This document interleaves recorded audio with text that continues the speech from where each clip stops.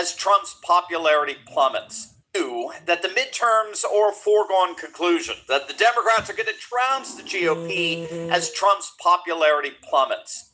They told us that 2024 results were a fluke, that voters are done with Trump and the GOP.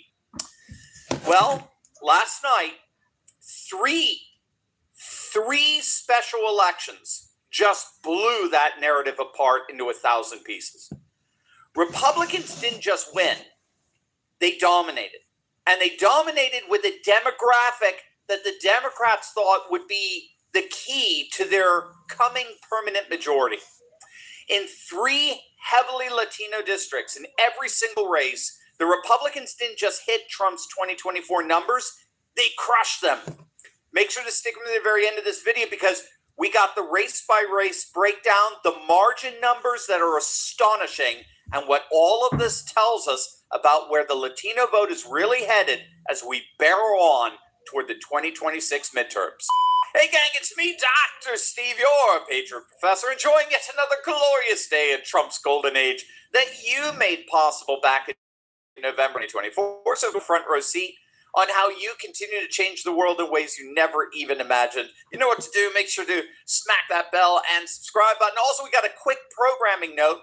This Saturday, April 18th, I'll be speaking at the Firm Foundations Academy auction in Ephrata, Pennsylvania. And I want to see you there. This is an evening built around one idea, investing in the next generation of Christian leaders. So grab your tickets at the link below. So the Democrat Party has had a rough couple of months. And when I say rough, I mean catastrophically rough. The legacy media has been working overtime, trying to convince you that Latino voters are fleeing the Republican Party, that the ICE raids, the tariffs, the Iran operation, all of it is supposedly sending Hispanic voters sprinting back to the Democrats. And they've been pointing to a few concocted and fabricated data points to try to make that case. Well, then we had last night. Last night happened. And last night, bottom line, was a gut punch to that narrative. 3 major Republican victories last night in 3 heavily Latino districts. And in all 3 races, Republicans didn't just win. They exceeded President Trump's 2024 margins. In fact, they blew it out of the water by double digits. First up, the race for West Miami mayor. Now, for those who don't know, West Miami is about as Latino as it gets in America. We're talking a city that's roughly 90% Hispanic, with the largest group being Cuban Americans. It's the heart of South Florida's Cuban exile community. These are people who know exactly what socialism looks like. They fled communism. They got no interest whatsoever in watching the Democrat Party drag America toward the same cliff their parents and grandparents escaped. And last night, the Republican candidate didn't just win the mayoral race. He won it by a margin that was plus 11% over Trump's already incredibly strong 2024 performance in that district. Trump won West Miami, if you don't know, by 31 points. But the Republican mayoral candidate, Eric Diaz-Padrón, he won it by 42 points, an 11-point overperformance, 71 to 29. It was an absolute blowout. And the trajectory of Latino support towards the GOP, as we can see here, has only gone up, not down, since 2024.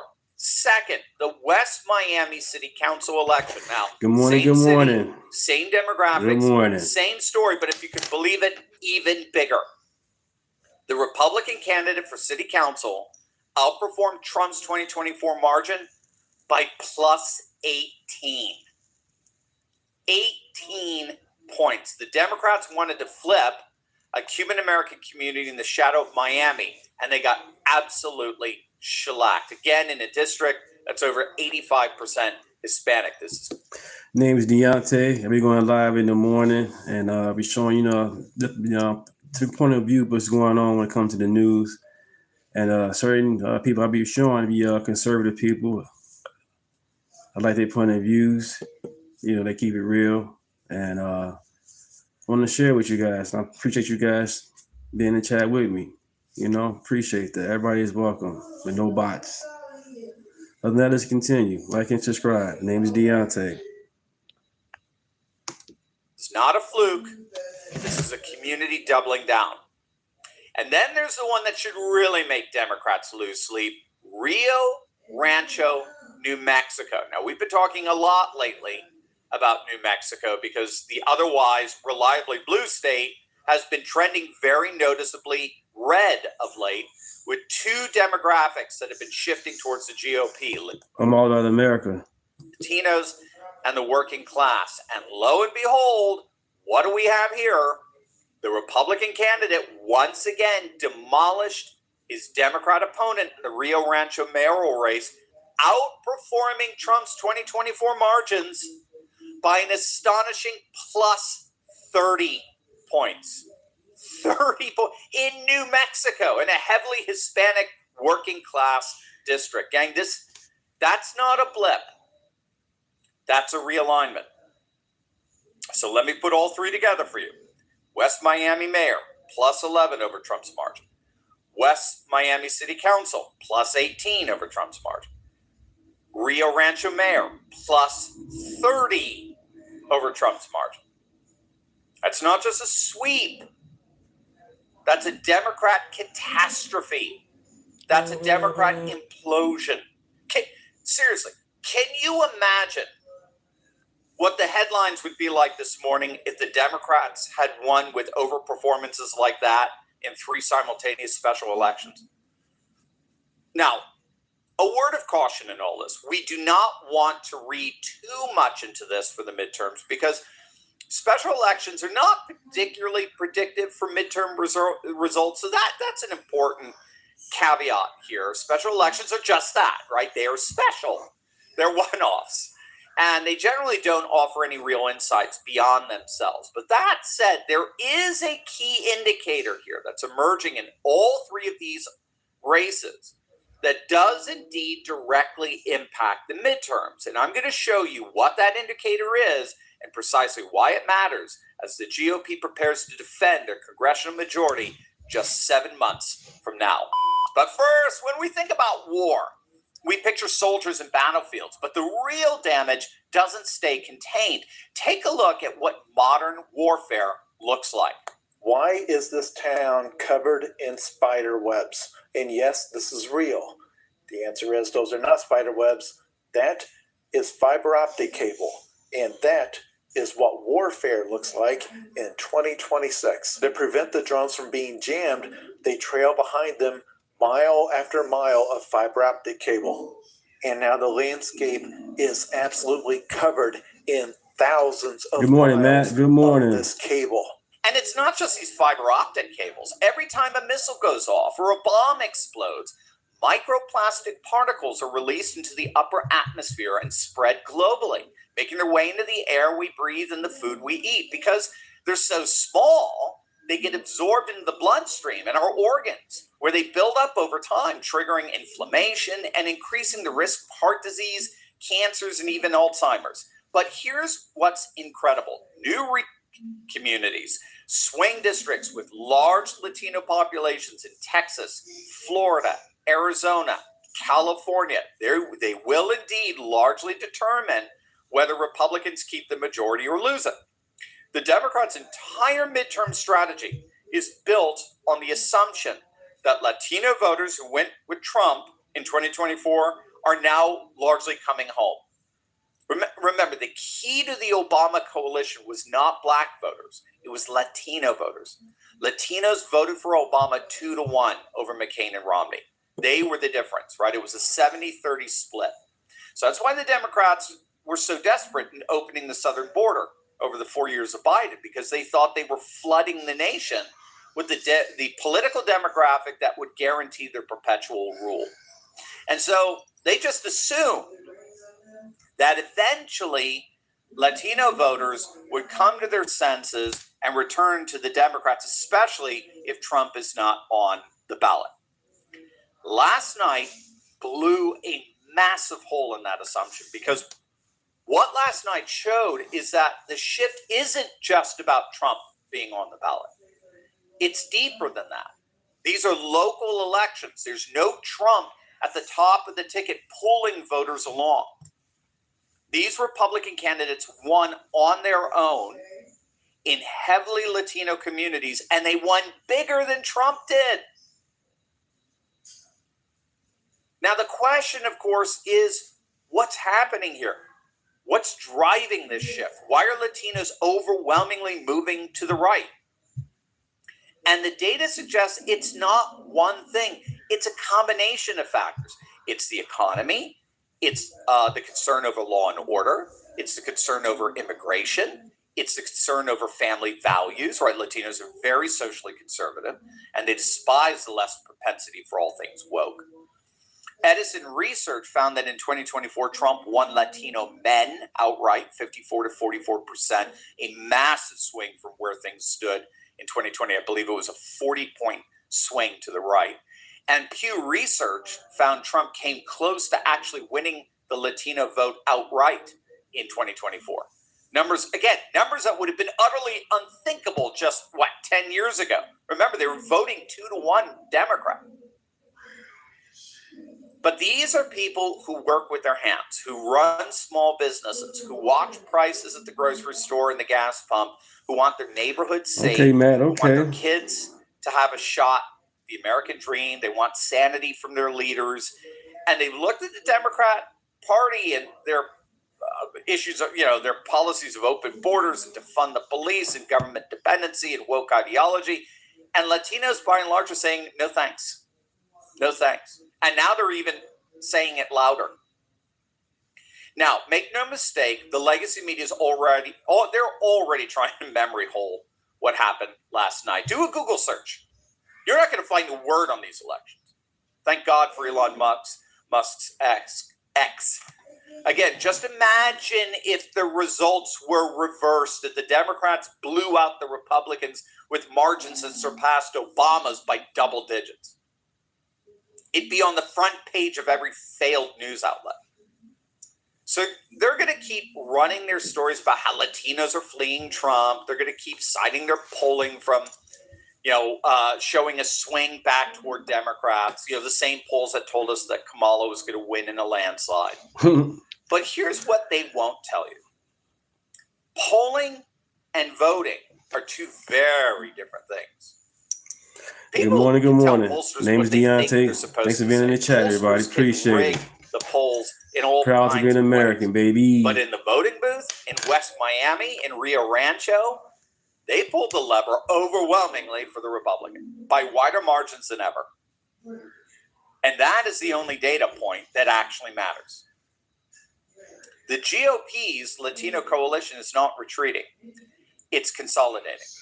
And heading into November, that's very, very good news for President Trump, for the Republican Party, and for the America First agenda. So what do you guys think? Is the Latino realignment real and permanent? Is this a preview of November? Let me know in the comments section below. And as always, make sure. As oil prices fell on hopes for an end to this fighting, and in the U.S., stocks surged close to records set in January. Now, meanwhile, in Washington, the first direct talks in decades between the Israeli and Lebanese ambassadors to the U.S. concluded on a productive note Tuesday. That's according to the U.S. State Department. Like and subscribe. Good morning. Like and subscribe. Thank you, guys. Thank you. The U.S.-Iran conflict failed to produce an agreement. The White House said Iran's nuclear ambitions were a central sticking point. Now, President Trump saying that this war could be coming to a close shortly here. I want to play out this soundbite from Fox Business. I had to divert, because if I didn't do that, right now you would have Iran with a nuclear weapon. And if they had a nuclear weapon, you would be calling everybody over there, sir. And you don't want to do that. Well, you keep saying was. Is this war over? I think it's close to over, yeah. I view it as very close to over. You know what? If I pulled up stakes right now, it would take them 20 years to rebuild their country. And we're not finished. We'll see what happens. I think they want to make a deal very badly. That was a post there from President Trump. My producers actually beautiful deal. Good morning. Here. This is a new Truth Social that the White House just shared from President Trump saying China is very happy that I'm permanently opening the Strait of Hormuz. I'm doing it for them also and the world. This situation will never happen again. They have agreed not to send weapons to Iran. All right, joining us now is Jonathan Saeed with the Foundation for Defense of Democracies. Thank you so much for taking the time, as always, to break this all down for us. Hi, Christy. It's great to be with you again. Let's just start with this news that just came out from the White House, that post there from President Trump speaking on the Strait of Hormuz. What's your initial reaction to that? Well, it's no surprise that ultimately China wants the goods the supply chain to still flow through the strait. Even though when we talk about the strait being closed or open, we should not be looking at it in black and white terms. This is something that Tehran was dictating as to who gets to pass, and Chinese vessels were allowed to cross. But that said, that doesn't mean the supply chain as a whole was resolved, which is ultimately something that China prefers for it to be open. Frankly, most countries in the world are still implicated by these economic challenges. So that's not necessarily a surprise. But let's see how effective this blockade will be, because the key term with any economic pressure, whether it's going to be sanctions or this naval blockade, is persistence. If the idea is for us to somehow build leverage, then it's going to take time.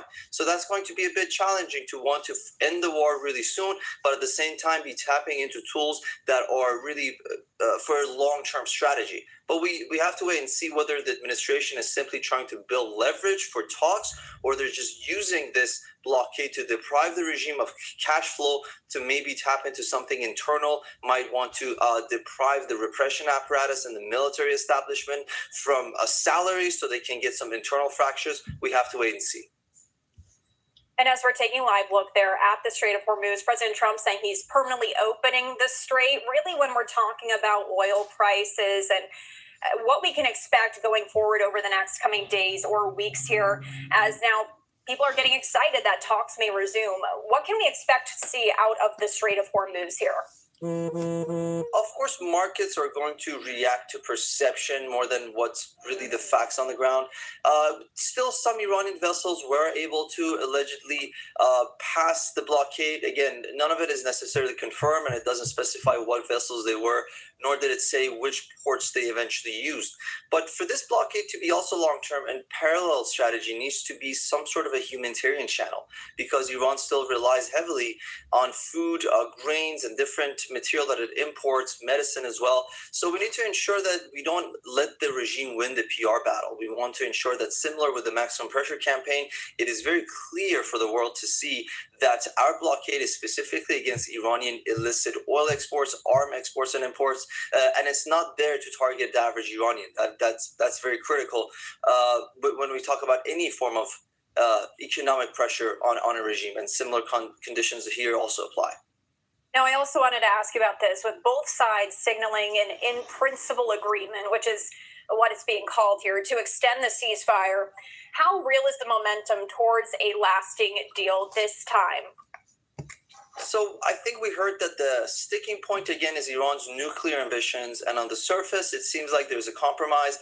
On one hand, Washington says halt enrichment for 20 years. Then Tehran's rebuttal was, let's say, 5 or 10 years. But the issue with that is, similar with the JCPOA, we haven't heard the details, meaning we don't know what the halt to enrichment means. Are they going to give up all their centrifuges, or are they simply going to just temporarily put them out of order? And that was the challenge with the JCPOA. They still maintain a lot of their centrifuges. They still, in theory, were able to have a close breakout period. If this is going to be the same situation where Iran doesn't give up most of its centrifuges, then that begs the question, how is it going to be any better or reliable than the JCPOA? The issue with Iranian enrichment is not simply the fact that it's getting postponed, let's say even 100 years. It's about what capability the regime possesses. So that is not a simple sticking point, I would say. And on top of that, you have two more lingering issues that were never part of conversation to begin with, such as the Strait of Hormuz being one, or Iran asking for or somehow a compensation for a war that it effectively instigated by weaponization. So you see this ambitious regime that is now demanding stuff that is never demanded before. That because of those, I don't see this being as probable as what we might think. But that said, we've reached a point that maybe two sides would benefit from a longer ceasefire. Iran wants to project an image of calm domestically, and so does Trump with the market. So we have to wait and see. But an extension of the ceasefire does not necessarily translate to success in talks.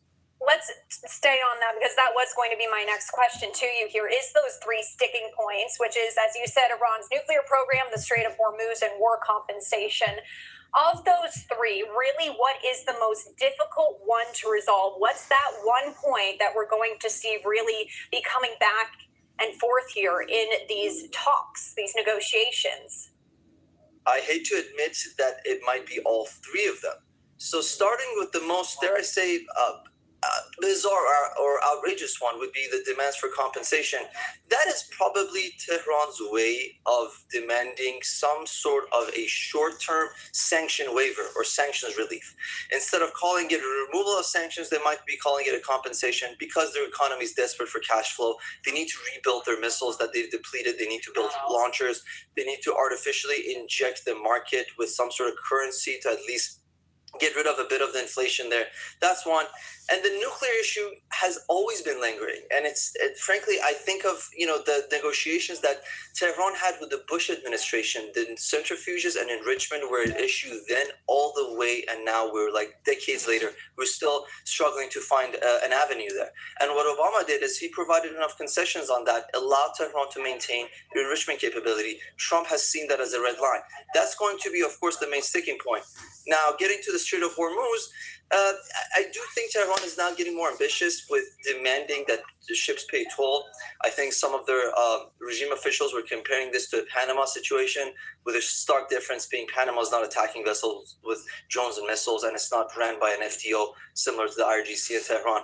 So no matter what angle you look at, they all look really challenging. Tehran's demands continue to be maximalist. They know Trump wants to conclude this war soon, so they're really putting everything on the table and demanding all of it.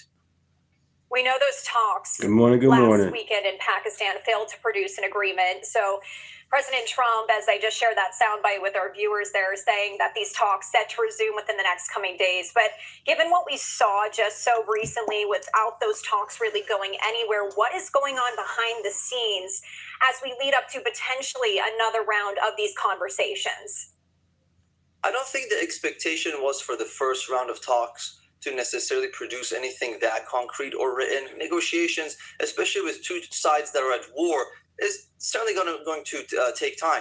So the first one or two stages really need to provide enough of a framework for them to work off of.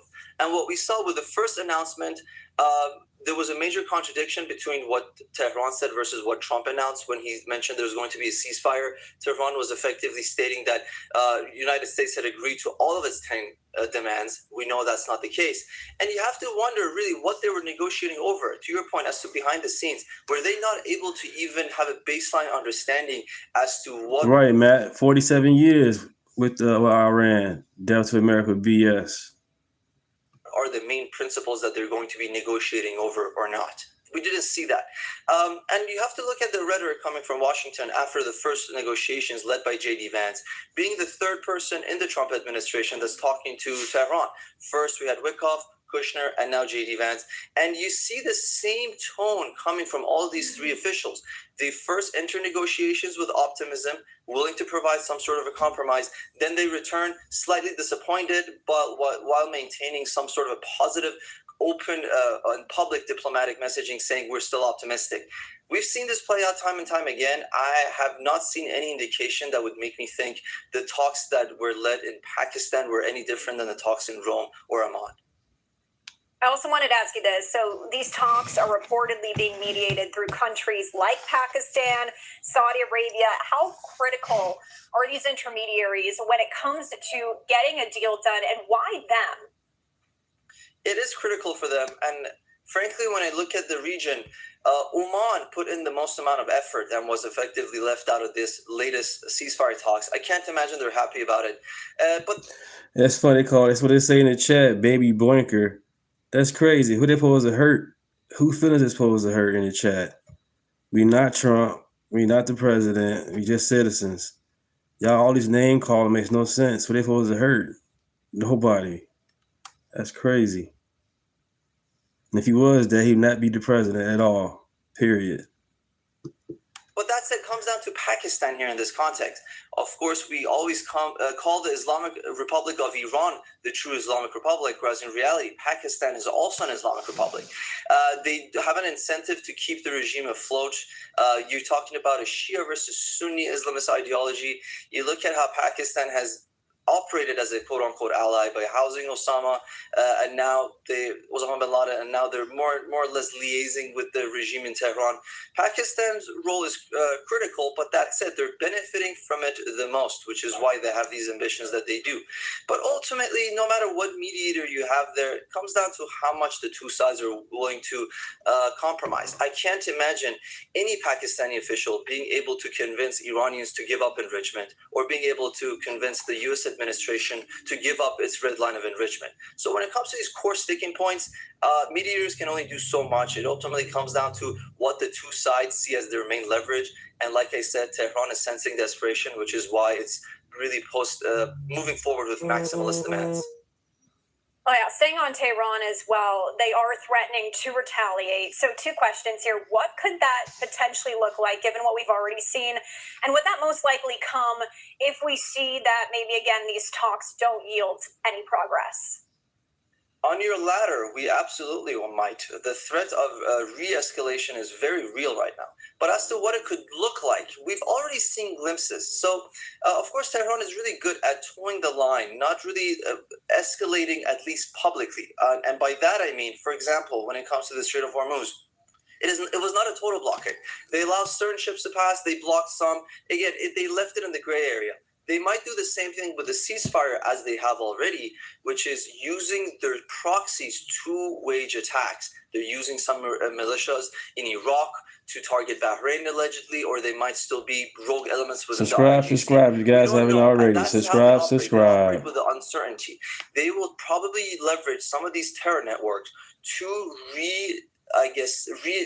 reinforce this escalation, while also having plausible deniability, saying we were not involved, it was XYZ proxy. That is one realistic avenue. The other scenario here is that should the talks fail, the United States might actually wanting to enter this from a position of strength. We've seen Trump do that before. In the two prior negotiation rounds, as soon as the negotiations failed to materialize, it was Washington that sent a very strong message saying that our threats are real and we will back those up. But that said, I don't know when it comes to domestic politics, how confident Trump feels to relaunch another campaign, given that midterms are coming up and given that the oil prices are finally calming. So because of those reasons, it's more likely for Tehran to escalate. And the third scenario, and the final point on that, is there might be a situation where the United States effectively just does not demand a deal, just walks out of the scenario and just leaves the conditions for the EU and the Persian Gulf Arab states to somehow navigate. That is also another possibility, which would mean that any hostility would have to therefore be initiated by Tehran. All right, Jonathan. And for our viewers just tuning in, I do just want to share this again. This is from the White House. President Trump reposting his Truth Social. Lengthy post, but basically he's saying here, China's very happy that I am permanently opening the Strait of Hormuz. I'm doing it for them, also in the world. This situation will never happen again.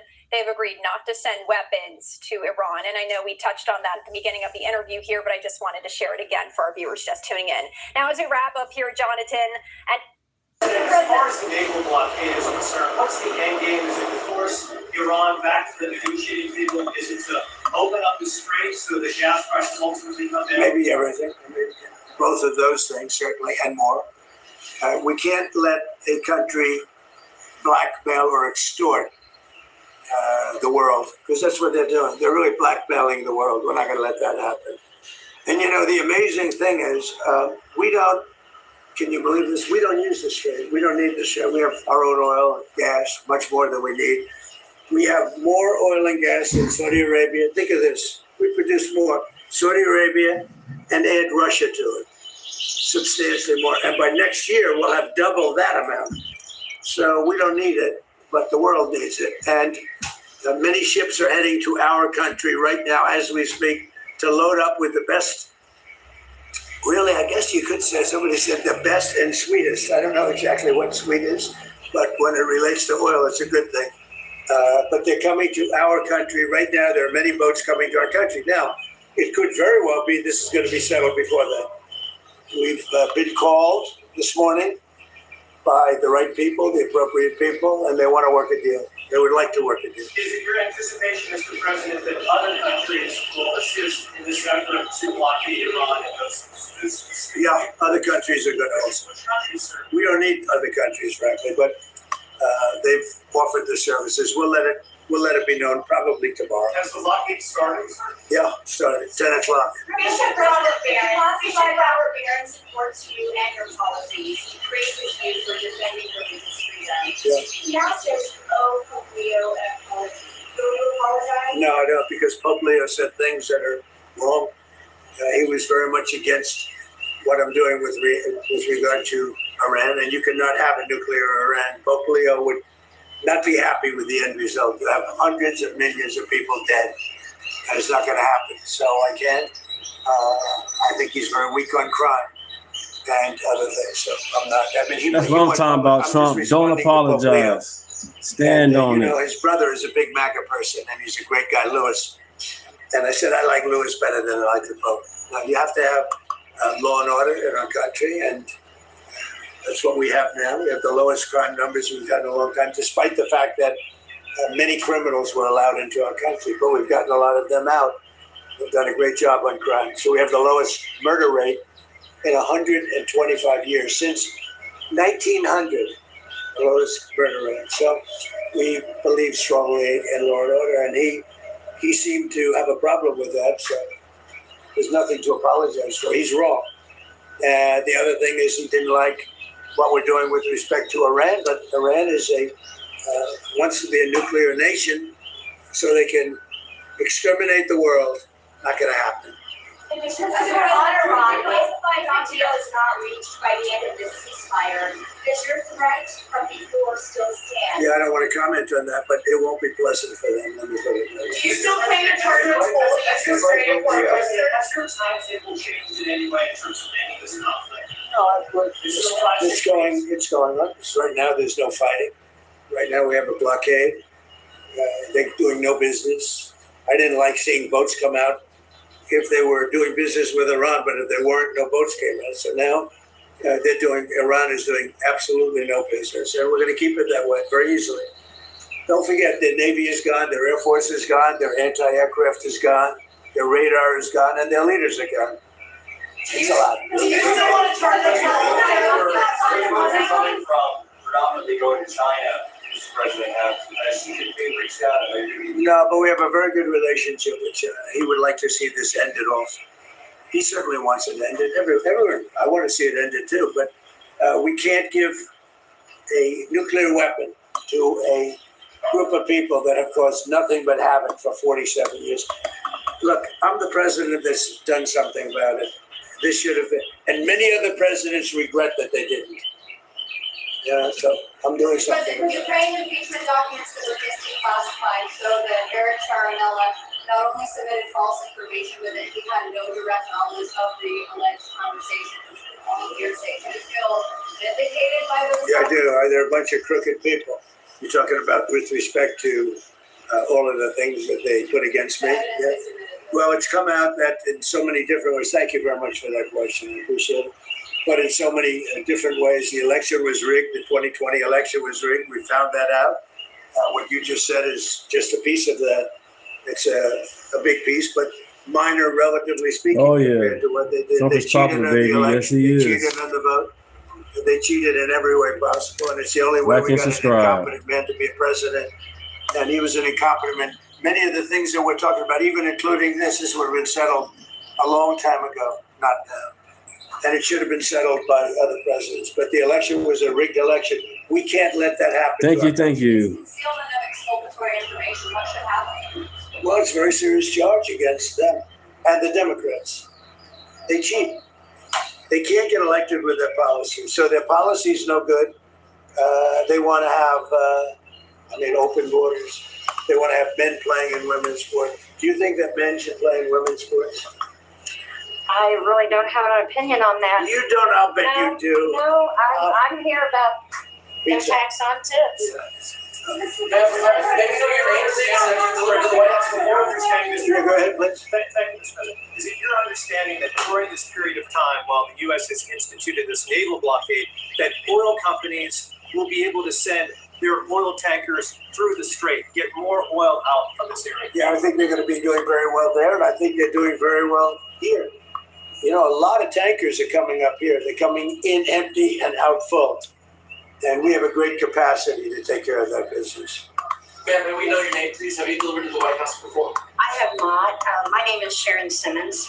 And are the White House good tippers? Do you know? Right? Potentially. Yes, very.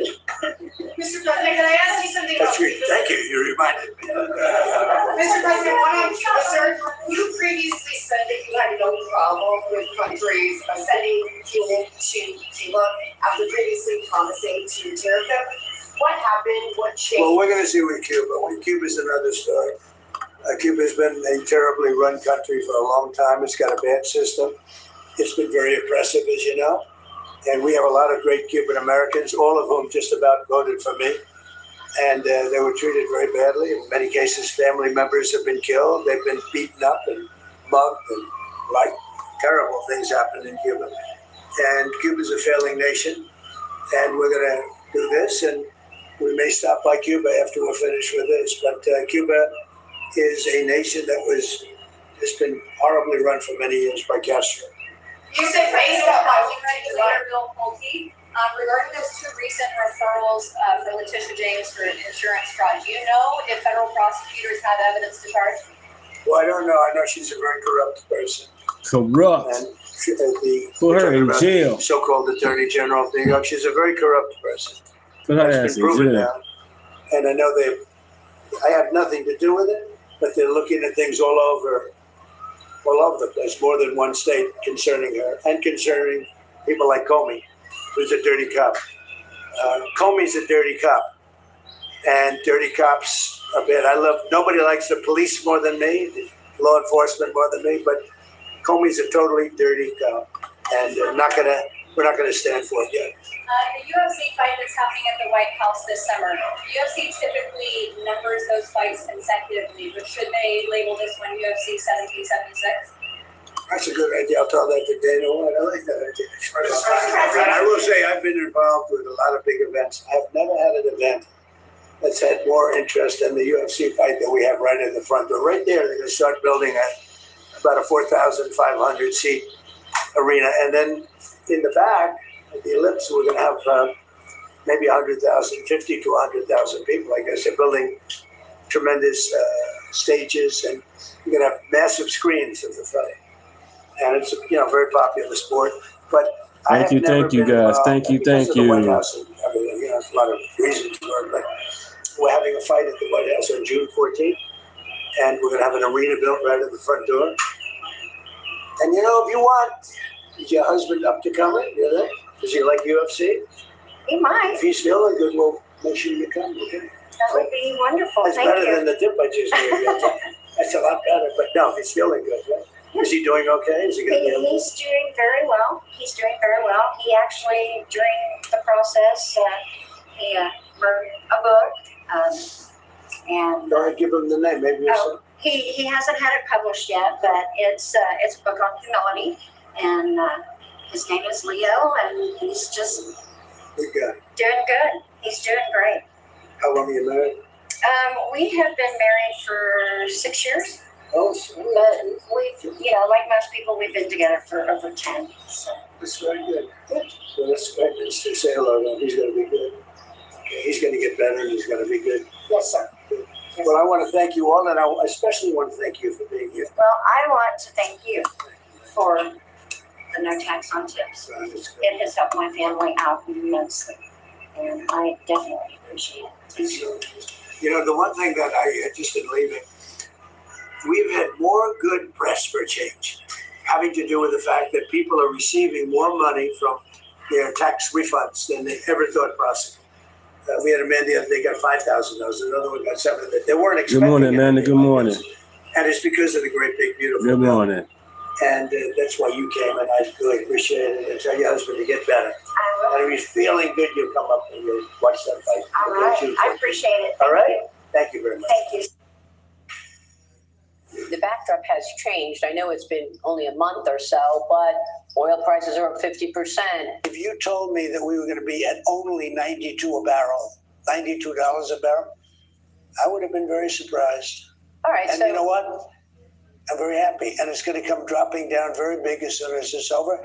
And I think it can be over very soon. the impact on the economy, do you expect a hit to growth? Do you expect a spike in inflation?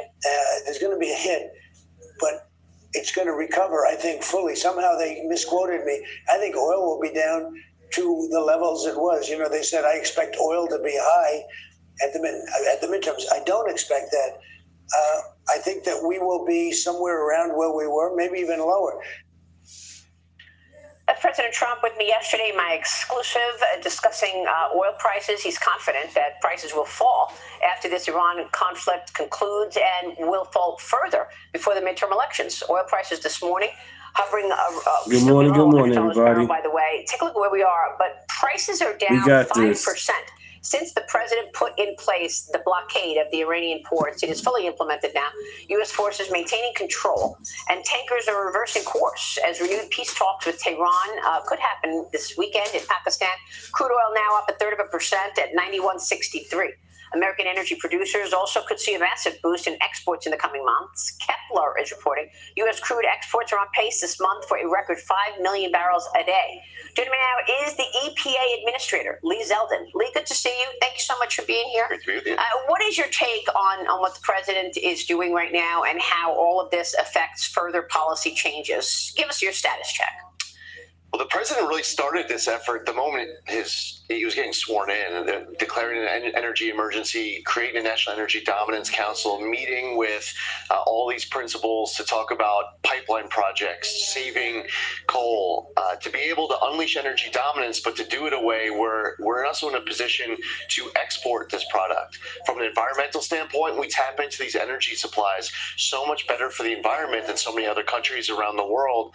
And when I was in Tokyo just a few weeks ago, I observed something firsthand that isn't getting enough coverage. There was about 17 or so Indo-Pacific countries at this meeting, a lot of U.S. companies.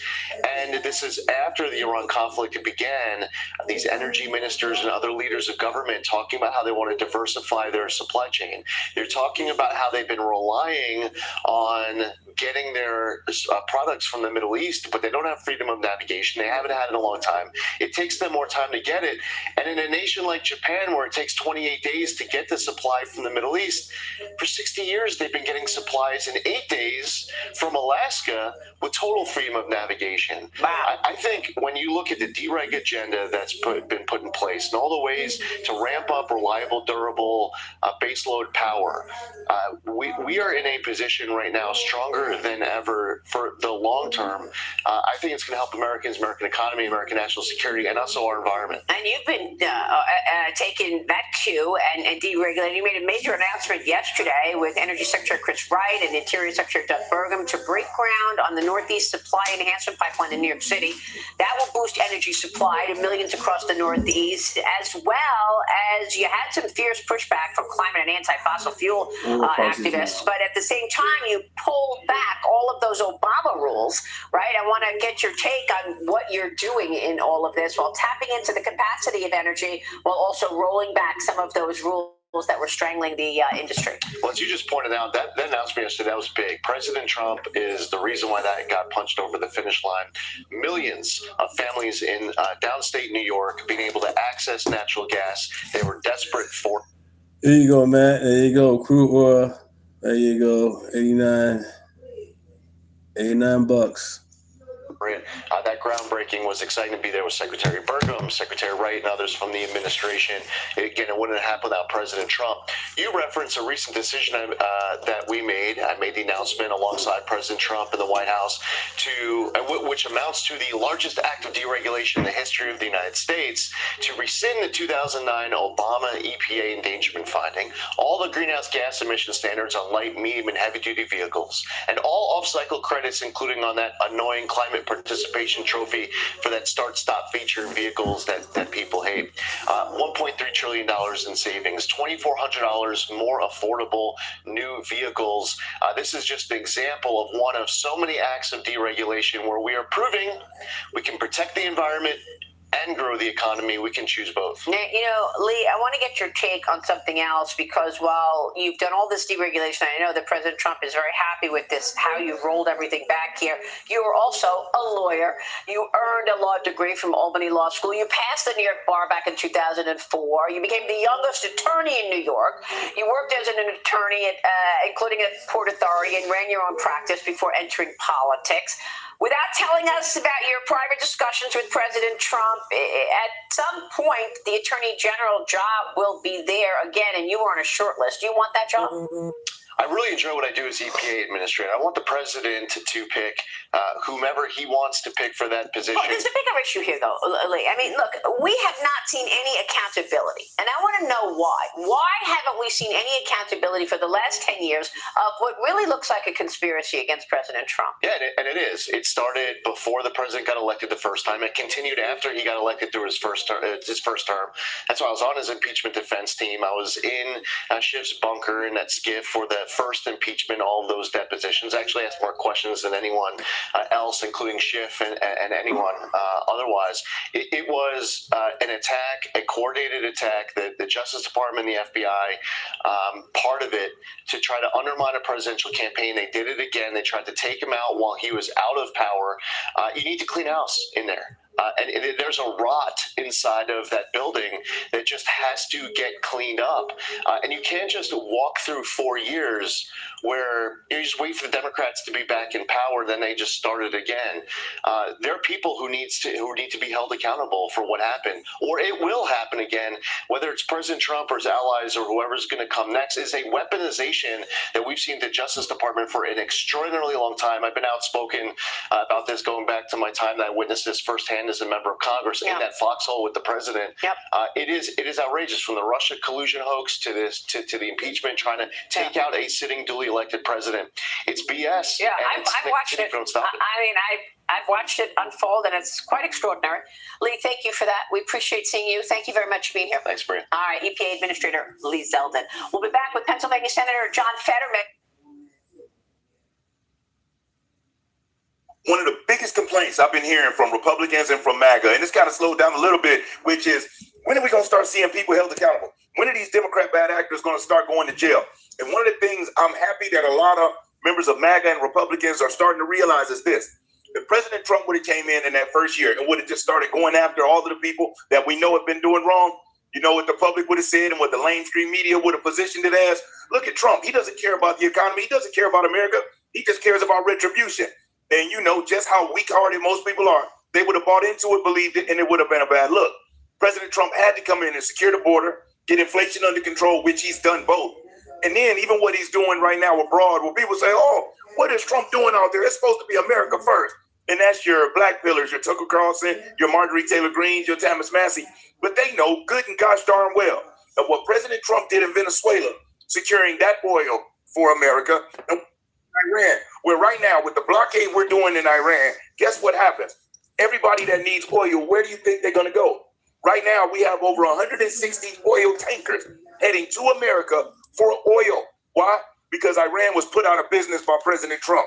And what a lot of people fail to realize is that a lot of the countries, Libya, Lebanon, the Middle Eastern countries, they were all lobbying to go to the gold ruble. That was going to be the currency of the world. And if that would have happened, the dollar would have been done. And its power, its leverage. Well, what President Trump did, he played 5D chess. By us being in Iran and by us taking the Strait of Hormuz, you know what we did? We crippled China by cutting off. They get 75%. China gets 75% of their oil from the Middle East.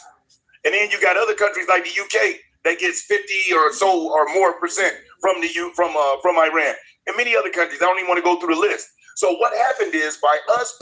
Thanks, Donald, for being in the chat. Thank you for watching the content with us. Appreciate it.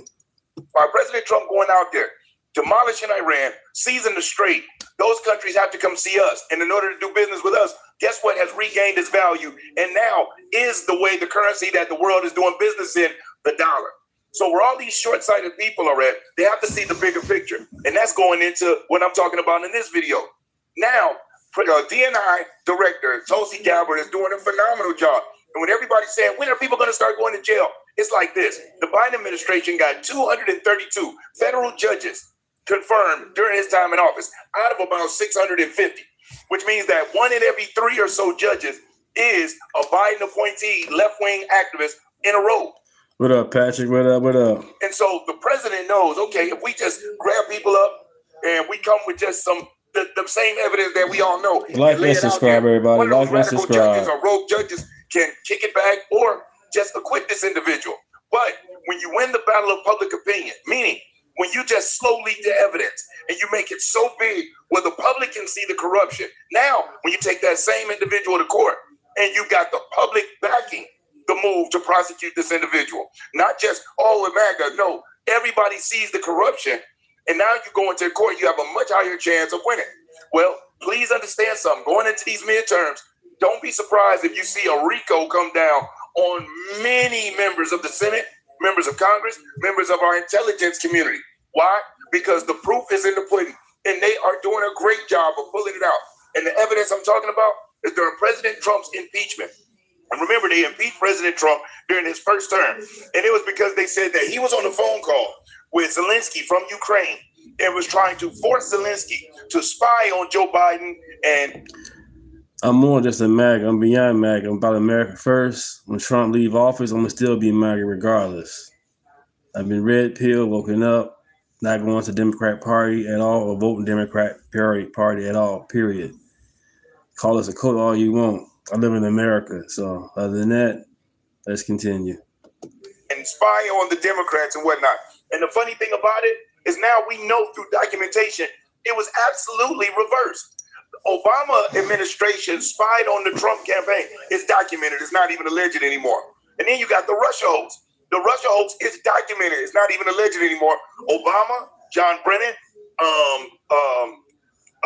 and several of Comey, and all of these folks formulated a plan to lie, funded by the Hillary Clinton Foundation, to frame President Trump, saying that, oh, he was in cahoots with Putin and how the elect. So who is this person in the chat saying the word coon? Bro, about no plantation. That wasn't a plantation. You on a plantation by calling me a coon.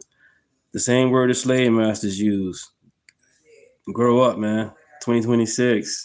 And remember, they were election deniers during 2016. President Trump was a legitimate president, but then in 2020, all of a sudden, if you question an election, you're just a non-patriotic a-hole with a problem. But yet, it was perfectly fine for them to do that, right? That's Stacey Abrams, the Democrat out in Georgia, who said that the election was rigged when she lost her bid for governor to Brian Kemp. But back to the Trump situation. So with this, when they impeached him, now evidence has come out. We're going to go over it in this video. What they found out, and when you see this, it's going to blow your mind. And let me tell you right now, if you're looking for some type of cursing type video or this drama-filled video, this video right here is not it. But if you're somebody that want to know what was really going on and what was really happening behind the scenes to try to take down a country by taking down its president, this video is for you. And you about January 6th? Come on, man. You about January 6th? Right now, you're somebody who wants to know. You're not one of these 1 minute TikTok video watchers thinking you're going to get all of your political data from a 60-second clip. Who would want to do that anyway? So let's get off into it. So as you see right here, they did their time. This says newly declassified documents exposed the deep state conspiracy to manufacture 2019 impeachment scam, weaponized whistleblower process. So there was a whistleblower who came out and blew the lid on the whole thing, right? And they let it be known what was going on. Trump did this and did that.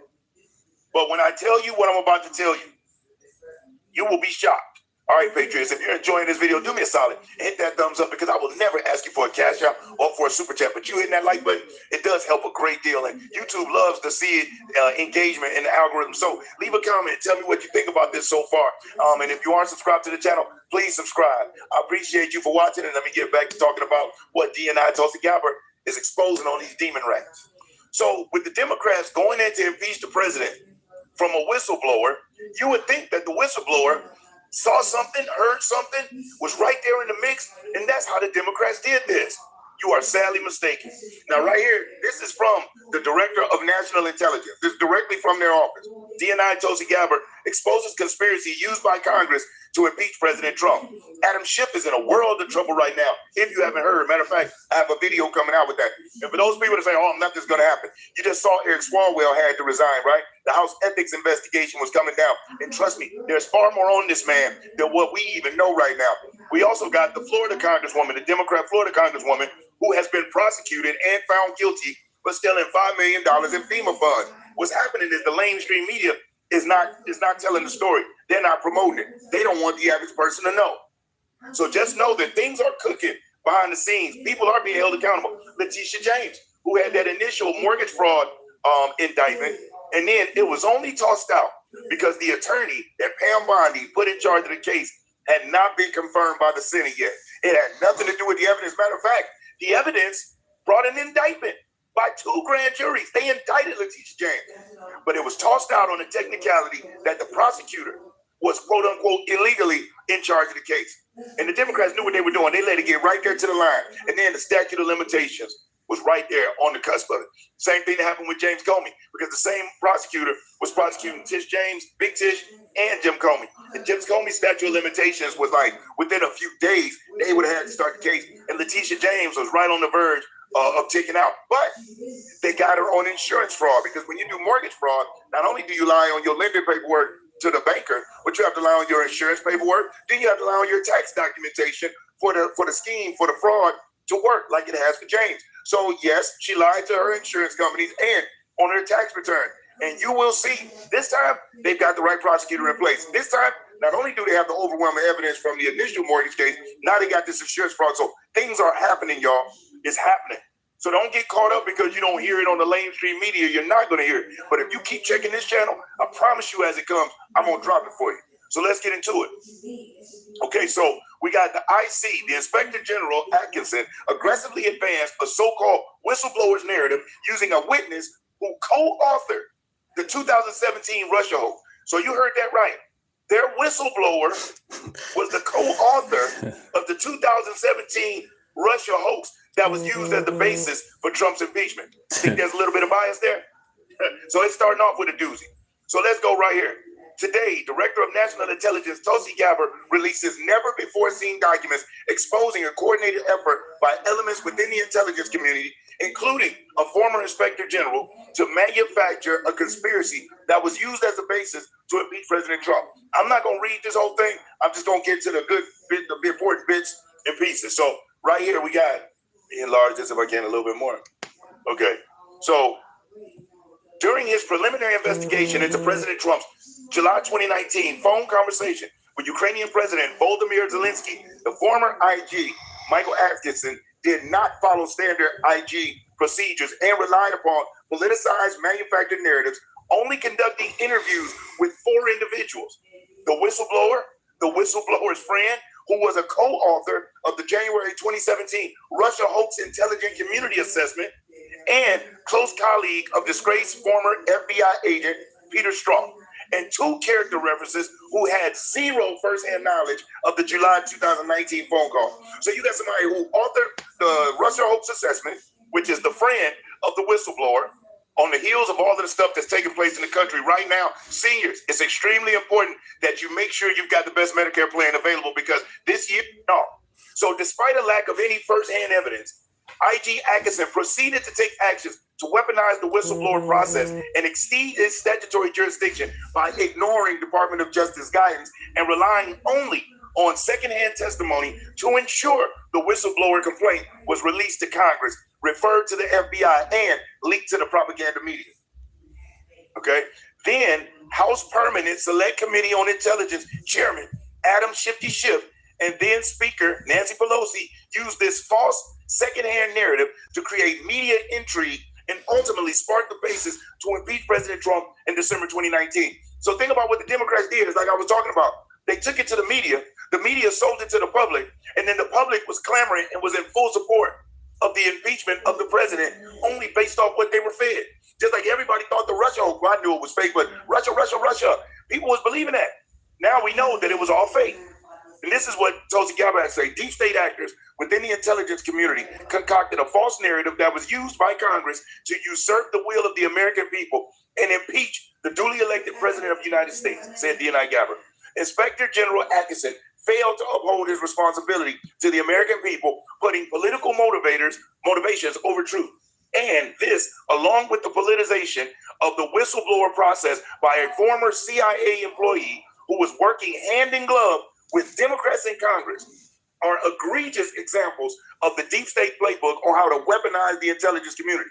Exposing these tactics and showing how they undermine the fabric of our democratic republic furthers the critical cause of transparency and accountability and will help the future abuse of power.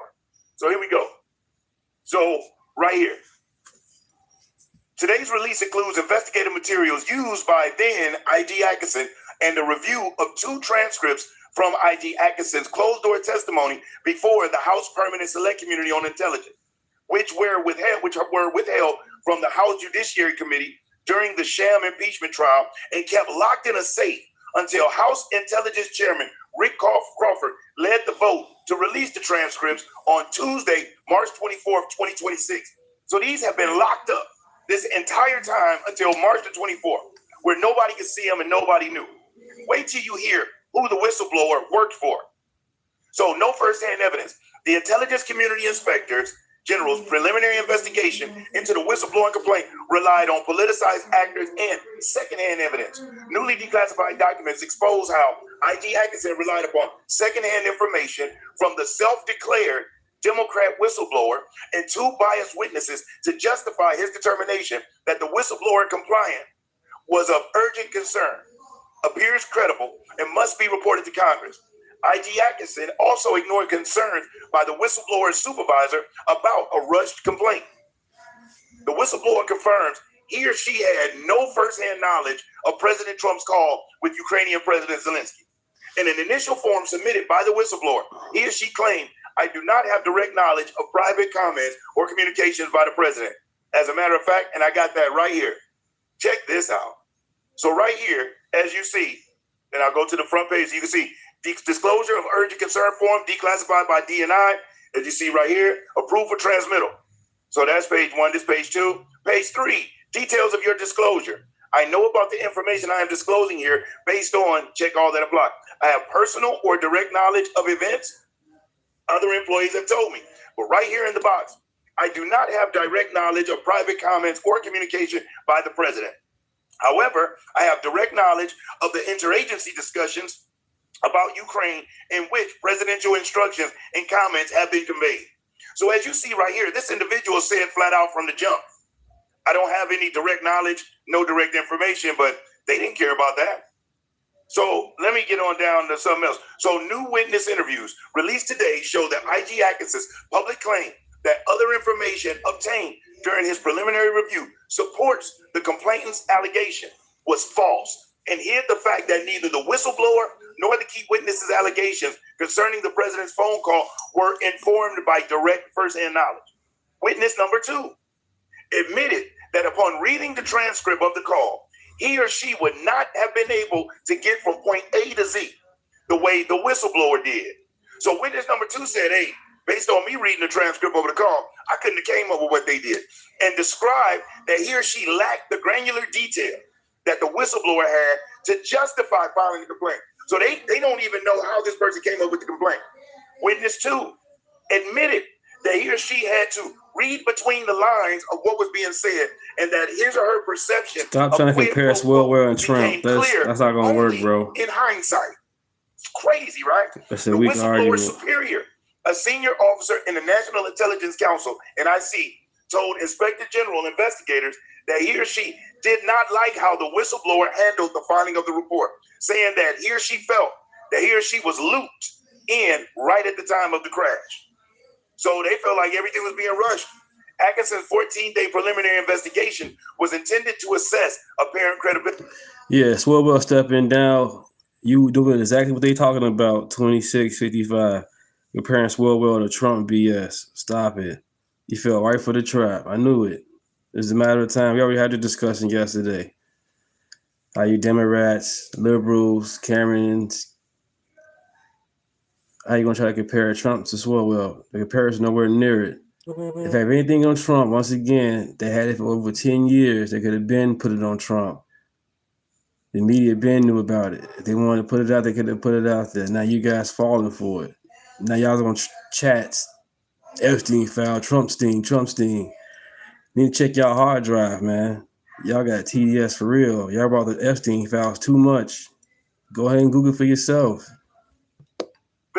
But instead became the basis of a flawed, mischaracterized Check y'all hard drive. House Y'all brought the Democrats Epstein file too to much. launch a sham impeachment, even though the IG never conducted a formal or complete investigation.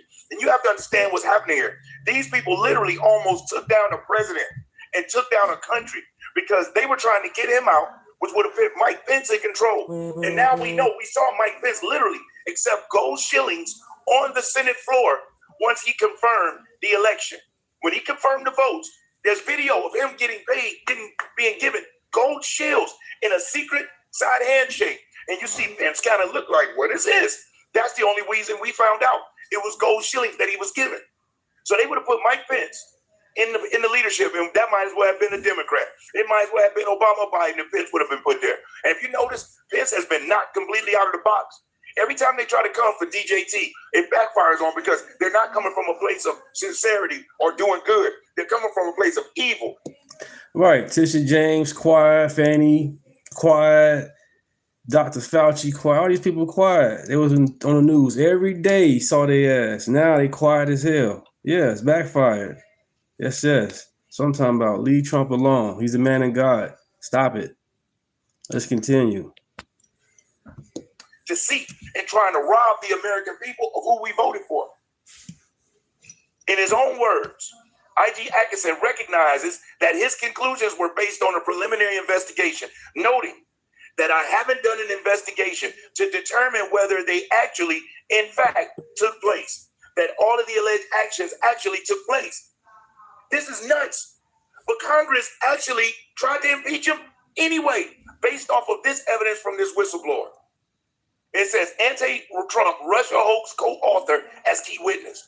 IG Atkinson relied on testimony from a co-author of the 2017 Russia hoax ICA to support the whistleblower's allegation that there was some form of wrongdoing by President Trump.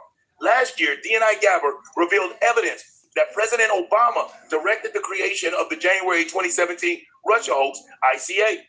This served as the basis for what was essentially a years-long coup against the duly elected president of the United States, subverting the will of the American people and attempting to delegitimize Donald Trump's presidency, just like I was just saying. Witness 2, who was one of the key sources for the whistleblower ahead of filing a complaint, admits in a witness interview to being a co-author of the 2017 ICA, which used manufactured and manipulated intelligence to create the false narrative that Russia interfered with the 2016 election to the benefit of President Trump. So we have a self-proclaimed Democrat as the whistleblower, and then the second witness, is the co-author of the freaking Russia hoax. You gotta be kidding me. Witness 2 also admitted to having worked alongside now disgraced, he was a disgrace, FBI agent Peter Strzok, who inserted political bias into FBI investigations about Trump based on the manufactured Russia hoax. Witness 2 further exposed political bias when explaining that he or she routinely deals with issues on a daily basis that are contrary to his or her personal beliefs, and stated that he or she is disappointed every day by policy decisions and statements made by political figures. Whistleblower partisan bias and lies confirmed. The whistleblower admitted that he or she lied to the Inspector General about speaking to Democrats in Congress ahead of submitting allegations of wrongdoing by President Trump to the Inspector General.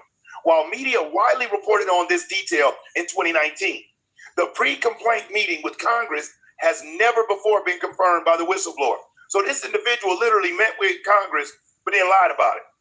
Damn. And which you're not supposed to do. That's like Fannie Willis when she was meeting with the White House before she brought charges against President Trump. Hello. Why does a DA, not even an AG, not an Attorney General, why does a DA out of Fulton County need to be meeting with the White House about state charges on a former president?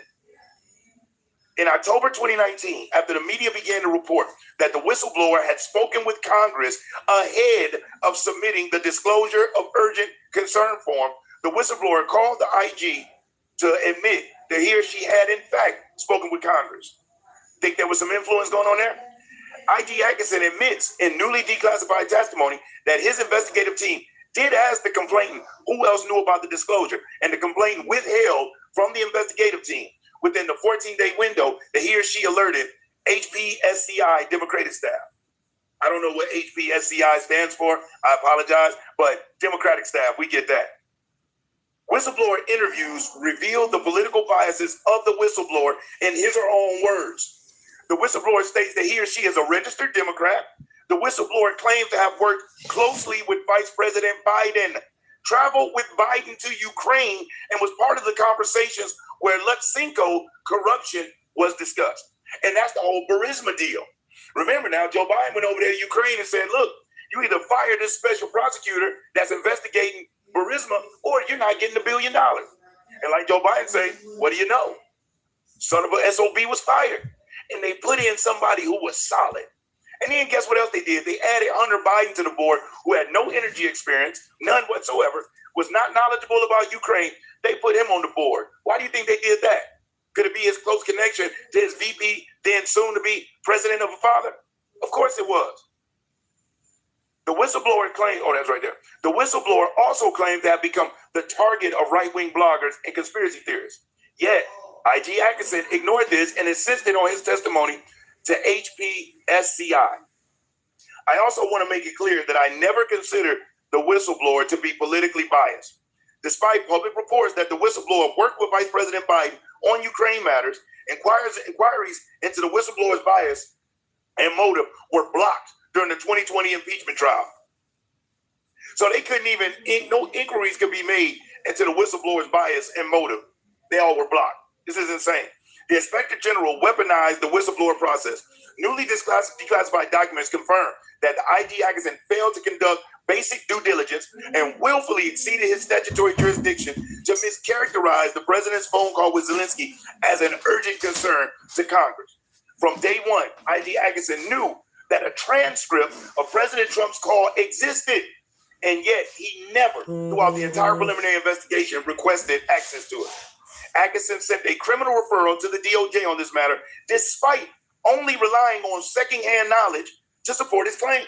The DOJ later assessed that the allegations raised by the whistleblower in IG and found no basis for a criminal case, concluding that based on the facts and applicable law, there was no campaign finance violation and no further action was warranted. Now, remember now, they're trying to go after this man, and the DOJ wouldn't even touch it. After the DOJ reviewed the whistleblower complaint and determined there was no urgent concern, get this up to the top, IG Atkinson ignored the determination and proceeded to transmit this faulty whistleblower complaint to Congress without completing a fulsome investigation, despite the allegations being made based on secondhand information. So you got secondhand information coming from a self-proclaimed Democrat and another witness who worked with Biden and traveled with Biden closely. And no real investigation. This is nuts. This is scary. On September the 3rd, the DOJ provided Office of Legal Counsel guidance to IG Atkinson that the complaint did not rise to the level of urgent concern because the alleged conduct does not relate to the funding, administration, or operation of an intelligence activity under the authority of the Director of National Intelligence. So he's not even supposed to be touching it. As a result. Yeah, this is Brian Maxwell. He be on it. Brian Maxwell, Real Political Podcast. The statute does not require the director to transmit the complaint to the Congressional Intelligence Committees. On September the 9th, IG ignored this guidance and the acting director of National Intelligence to pen a letter to inform the House Parliament Select Committee on Intelligence, hey, that's the HPSCI, the House Permanent Select Committee, which Adam Schiff was the chairman of the existence of the urgent complaint. As was reported at the time, OIG altered the whistleblower Fang form, Fang, the altered spy it who loved me. within months of the July 19th phone call to no longer require first-hand knowledge as a prerequisite for reporting complaint. So let me get this straight. They literally went in and altered the rule book to make it to where you no longer have to be right there and have first-hand knowledge. Nope, you can do it off second or third as long as it's Trump. We good. IG Atkinson sought unprecedented assistance from other inspector generals to carry on his investigation. If he was stopped, he wanted to see whether other inspector generals could proceed. In particular, he contacted the IGs at the Departments of State, Justice, and the Department of Defense. So, as you saw there, folks, and you heard there, this is nuts. So when President Trump was saying deep state and fake news and lawfare, we have documented proof now. Like what we up? speculated, and Tulsi Gabbard, and understand that when she's finding these documents, she's not just finding them easily. The Obama administration literally hid these things. They put them and placed them in different files and different sites that they thought could not be found. Or if they were found, it would be so far into the future, this thing would be a thing of the past. Not so. President Trump sent that team in there, and they have been scowling. I'm talking about going all over to the ends of the earth to get the evidence, because when a person knows they're innocent and they know what came up against them, he knows they're a paper trail. And with government and with meetings and transcripts, there's always a paper trail. And it's crazy because what he's talking about is all on X. I did a video about it too as well, about how Obama, conspiracy, all that going on. It's all on X. I'm talking about always, even for stuff that's dirty. Look at Nixon. Look at Reagan and Contra. Because there's so many people involved, you have to communicate. You can't do it by phone, and you can't always meet with somebody face to face. So somebody has to create a letter, and it has to be classified where nobody else will touch it. They're afraid to touch it, yada, yada. And then those classified documents can't be destroyed all the time because you may need them in the future to back up something or validate something. So they take them and they... So yes, my video about the Obama hoax. Check it out if you get a chance. Check it out. Check it out. Storm. And what happens is the people who knows where they are typically phase out of government or they die. And then they're just left in limbo. And then some researcher that files a Freedom of Information Act lawsuit gets a whole batch of documents pertaining to one thing. And then within that batch, pluck out a gold nugget. Except for right now, Tulsi Gabbard is doing the gold mining and finding those nuggets. And so, folks, again, like I said, this isn't a video with all the clips and stuff. This is real deal, hardcore, partisan, and freaking lawfare at the highest levels. The inspector general was manipulating documents, altering whistleblower who told on the record. I never even knew this. I had no idea that the whistleblower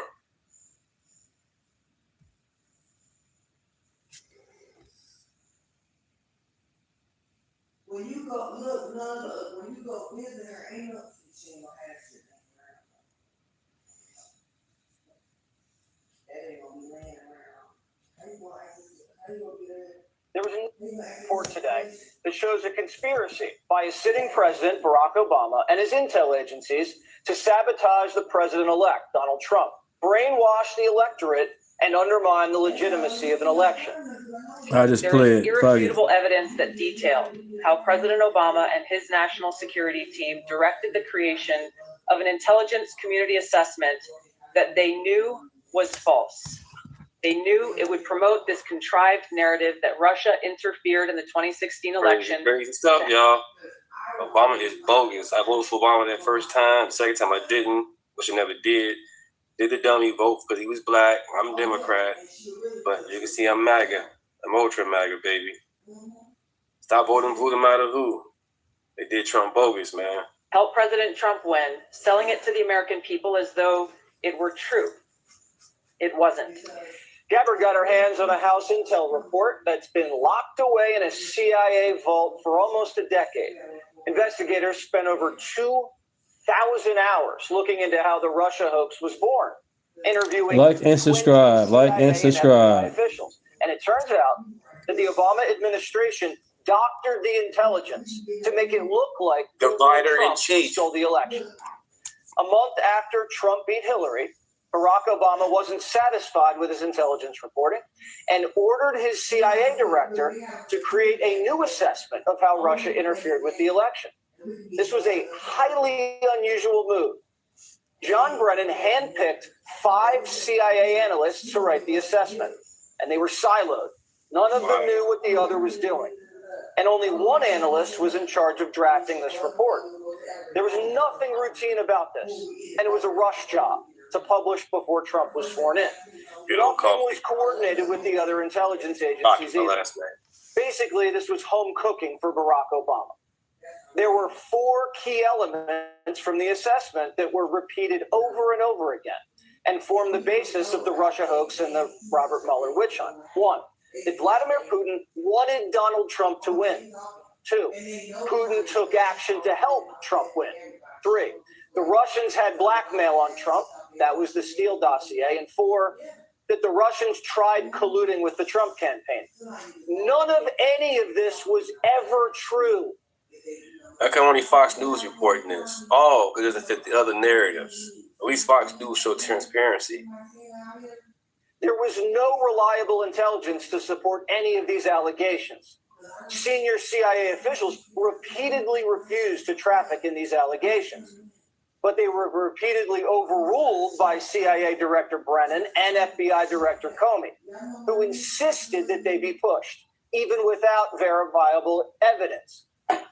The Obama administration cherry-picked the intelligence, lied about their sources, misquoted sources, didn't corroborate their claims, suppressed intelligence that ran counter to their narratives, and even used a... Yeah, they said the Hunter Biden laptop was false, all that. Just straight lying to us the whole 4 years. Lied to us. Now the truth is coming out, finally. Anonymous internet postings. Rank and file CIA admitted what they were doing violated their own tradecraft standards. There was a massive pressure campaign that came right from the top. CIA analysts say they received unusual directives from political appointees, the CIA director, and Obama himself. This is how the Russia hoax was born. Donald Trump knows that the Russians helped him win in 2016. Putin hated Secretary Clinton so much that the flip side of that coin was he had a clear preference for the person running against the person he hated so much. It was Russia in a very systematic way and tried to interfere in the election and to try to advance the prospects of Donald Trump being elected. This was such a malicious disinformation campaign perpetrated on Drake. people that at one point 60% of Democrats believe the Russians hacked our voting machines to help Trump win the White House. Wow. What this report actually shows is that the Russians just wanted to create chaos and undermine Americans' faith in democracy. Solid intelligence suggested that Vladimir Putin didn't care who won. He had no preference. Wow. But like most people, expected Hillary to win and had a little docket of compromising dirt on her. Dirt that he never released. Now, if Putin wanted Trump to win, why didn't Putin drop the dirt? There were high-level DNC emails that detailed evidence of Hillary's psycho-emotional problems, uncontrolled fits of anger, aggression, and cheerfulness, and that then Secretary Clinton was allegedly on a daily regimen of heavy tranquilizers. Then CIA Director Brennan and the intelligence community mischaracterized intelligence and relied on dubious, substandard sources to create a contrived false narrative that Putin developed a quote-unquote clear preference for Trump. Now, if Clinton was on tranquilizers like the Russians believed, then why didn't they leak it to help Trump win? How credible was the information about Hillary Clinton? All I have seen is what the intelligence committee have reported through their investigation. I saw this on X. I figured I'd share this with you guys. So I was on X yesterday, and I see it's been reposted again on X. So I figured I'd share this with you guys and share this information because it's needed. The underlying point there is that we understand from intelligence what Russia said that they had. And the important point here is that if they were trying to influence the election, as President Obama and James Clapper and John Brennan, everybody said they were doing in order to support Donald Trump's election, they would have released the most damning of that information Obama and his spy chiefs knew that Putin didn't prefer Trump over Hillary, but they cooked the intelligence to make it look like he did. Obama and his intel spies knew that Putin didn't collude with Trump and that he didn't even direct his people to help Trump win. But they put it out there anyway. Missy Waters becoming In a with it, sense, guys. Barack Obama did exactly what Putin wanted, undermined Americans' faith in free and fair elections and caused chaos in our country. Barack Obama, the CIA, and the FBI were the ones doing what our enemy wanted. This is why we need Do you believe IDs. that any of this new as well. information implicates former All President states. Obama in criminal behavior? The IDs. Have referred and will continue to refer all of these documents to the Department of Justice and the FBI to investigate the criminal implications of this. For even former The President evidence, Obama? correct. The evidence that we have found and that we have released directly point to President Obama leading the manufacturing of this intelligence assessment. Divider There in are chief. multiple pieces of evidence and intelligence that confirm that. What up, Zach? You says like Even 2 clockwork. years later, after the election, Good Barack afternoon. Obama was still pushing a hoax he knew wasn't true. And he knew it wasn't true because he helped manufacture it. They're undermining our alliances, cozying up to Russia. What happened to the Republican Party? They're cozying up to the former head of the KGB. Actively blocking legislation that would defend our elections from Russian attack. What happened? Now, I don't know if it's possible to indict a former president for actions he took while in office. I'm not a lawyer, proudly. But Brennan, Comey, and others may have severe liability. Trey Gowdy says we know for a fact that Brennan committed perjury when he lied to Congress. Director Brennan, do you know who commissioned the Steele dossier? I don't. Do you know if the Bureau ever relied on the Steele dossier as part of any court filings, applications? I have no awareness. Wow. Did the CIA rely on it? No. Why not? Because it wasn't part of the corpus of intelligence information that we had.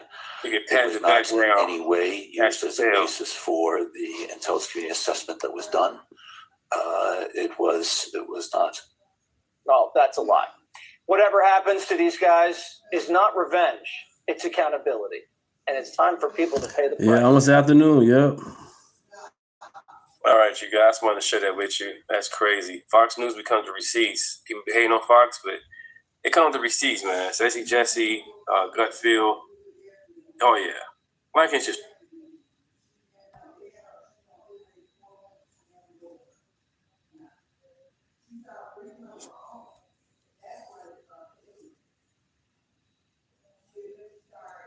Hey, y'all, and welcome to Politibrawl. My name is Brian, and Justin Smith, which is Trump's nominee to the 8th Circuit Court, runs circles around Democrats like Blumenthal and makes them look absolutely foolish. Let's dive in. I've been asking all of the nominees about who won the 2020 election. As you may know, I understand you may have been asked already this morning. I want to hear it for myself. Who won the popular vote in the 2020 election? You're right, Senator. I have been asked that by one of your colleagues already, and as I explained, the popular vote is not part of the Article 2 or the 12th Amendment. There's an electoral college that meets in December of an election year for president, and that gathers to cast the electoral votes. Who won the 2020 election? The person who became president in January 2020. What do you mean? Whoopi Goldberg was in the Epstein files. She defended herself on the show. She was on, her name was in the file. So what do you mean by that? 2021 was when Congress certified. In other words, you're not going to answer. You're going to give me the same rote, rehearsed answer, which frankly makes you look ridiculous. Hakeem Jeffrey. Not pathetic. And I'll ask you another question, give you an opportunity maybe to be more forthcoming to this committee. Who won the popular vote in the 2020 election? As I was just saying, the popular vote is not something that's contemplated by the I'm asking you who won it. As a member of the Court of Appeals, you are responsible for looking to the facts as well as the law. Granted, facts found by the trial court. And I'm asking you to look at the facts here and give me a straight answer. Who won the popular vote in the 2020 election? In January 2021 was when Congress counted the electoral college votes and certified Joe Biden as the president. So you're not going to answer my question. You know, I would have thought, here you are as a nominee. I recognize the anxiety that someone in your position may feel, the fear that the President of the United States may be watching. But you're in a pretty secure position. As a member of the court with lifetime tenure, you're in an indisputably secure position. If you don't have the courage now to state your independent judgment on a clear factual issue, I don't know how the United States Senate can confirm you as a member of one of the most powerful courts in the country. Let me ask you finally, did Donald Trump lose the 2020 election? As I said a moment ago, Senator, when Congress counted the electoral college votes in January 2021, Joe Biden was certified. Okay, let's try another topic. Was the United States Capitol attacked on January 6th, 2021? I want to be very careful in the language that I use, Senator, because there are cases that have been filed in the 8th Circuit where the characterization of that date has been central to the case. And as a judicial nominee, I don't want to prejudge any of those cases that might come before me. Have you seen video footage of that attack? I've seen the news reports from that day, yes, Senator. And what did you see in those videos? I think what the Supreme Court in the 3 cases that they have handled that have issues related to that day, the Trump versus Anderson case out of Colorado, the Trump versus United States case that I was privileged to handle. Did you see people punching Capitol police officers? They're the ones outside this hearing room protecting us. Did you see the violent attackers punching, kicking? And I'm very grateful for the men and women of law enforcement. And you saw them attacked on that day, did you not? I believe the language that the Supreme Court has used in the 3 cases that I just mentioned is that there was a breach of the Capitol. Did you see people throwing things at those officers and at the Capitol? Senator, as I said, I condemn all the violence that occurred on that day and that has occurred on other days as well. Would you agree with me that what happened on that day was a violent mob? Almost everybody blamed MAGA for the Capitol incident. But why haven't they showed you this video? Why are you letting this happen? Why haven't you called for backup? Where is your backup? This is our damn Capitol building, and y'all are letting it get destroyed on your watch. F all of y'all. Get some help down here. Almost everybody You've seen the blamed video. MAGA for the Capitol incident. I have seen the videos, yes, Senator. You would agree? I will say what I've said several times now, that I condemn the violence, and I would use the language of the Supreme Court in those 3 cases. It was a setup. I really regret that you don't have the grit to stand up and speak out on an issue of such fundamental importance, and that you are, in effect, intimidated by the remote prospect that the President of the United States may take umbrage and withdraw your nomination. If you don't have the courage to tell this committee the truth, you don't deserve to be on the bench. Thank you, Mr. Chairman. There's more moral courage in Justin Smith's left pinky than there is in all of Blumenthal over this ridiculous question. Justin Smith, who has been nominated for the 8th Circuit Court judge, is basically saying, look, you're asking me a dumb question that is irrelevant to my position, and I'm not going to answer it the way you want to, which is good for him. Because talking about that cold day in January is dumb. Okay, it is dumb for the Democrats to bring it up. It's not even good for the Republicans to bring it up, because ultimately, and here's the theory here, I hate tit-for-tat battles, where if you talk about the riot at the Capitol, I can start bringing up the entire summer of love. Okay? I do not want to play that game. I do not want to play tit for tat. Hey, y'all. Today's sponsor is Block Trust IRA. And considering what Trump just did with Bitcoin, I'm going to get a one-up on someone because there was a bunch of people protesting at the Capitol. Yeah, there were also a whole bunch of legislators, like, say, Nancy Pelosi, who knew that something fishy was going on and refused every single bit of help. Trump offered help. The local police resources offered extra help because they knew that there was going to be pressure that day. They knew there was going to be a crowd. And they did nothing to increase security. In fact, we're starting to see the slow drip of information that something much weirder was going on. So, Blumenthal, why are you bringing this up? Why are you going in this direction? Is it over moral clarity and trying to use this as one of the weirdest and most obtuse ways to say, you do not deserve to be nominated? Why? Because you won't answer a question that you want? No. Is that for Kamala? I believe he did. The real reason Blumenthal is being this obtuse is because he won't get any pushback from it in the media. It's going to make this nominee look a little bit less good in the spotlight, even though he's handling it perfectly. This makes him look way better for me. That's because I cover this for a living and I enjoy this stuff. So people like me understand the game here. Like, Blumenthal knows that the media is going to see this, and he gets to basically virtue signal. He gets to show his side that I'm doing my part. I am standing up to the Trump administration. I am turning the screws on this little peon that dared to ever work for Donald Trump. But I think the funniest part about all of this is how the fake justification of this works. Because Justin Smith doesn't want to answer a question the way Blumenthal wants it answered, he therefore is a lackey of Trump. And he's scared. He's just scared of President Trump. Sir, this is your opportunity to stand on your own 2 feet. Come and join the light. Come to the dark side. We have cookies. It's almost funny until you realize, no, this actually is his olive branch. He is doing this on purpose. He is doing this because he wants to, and he's doing it because he can. This is sinister, okay?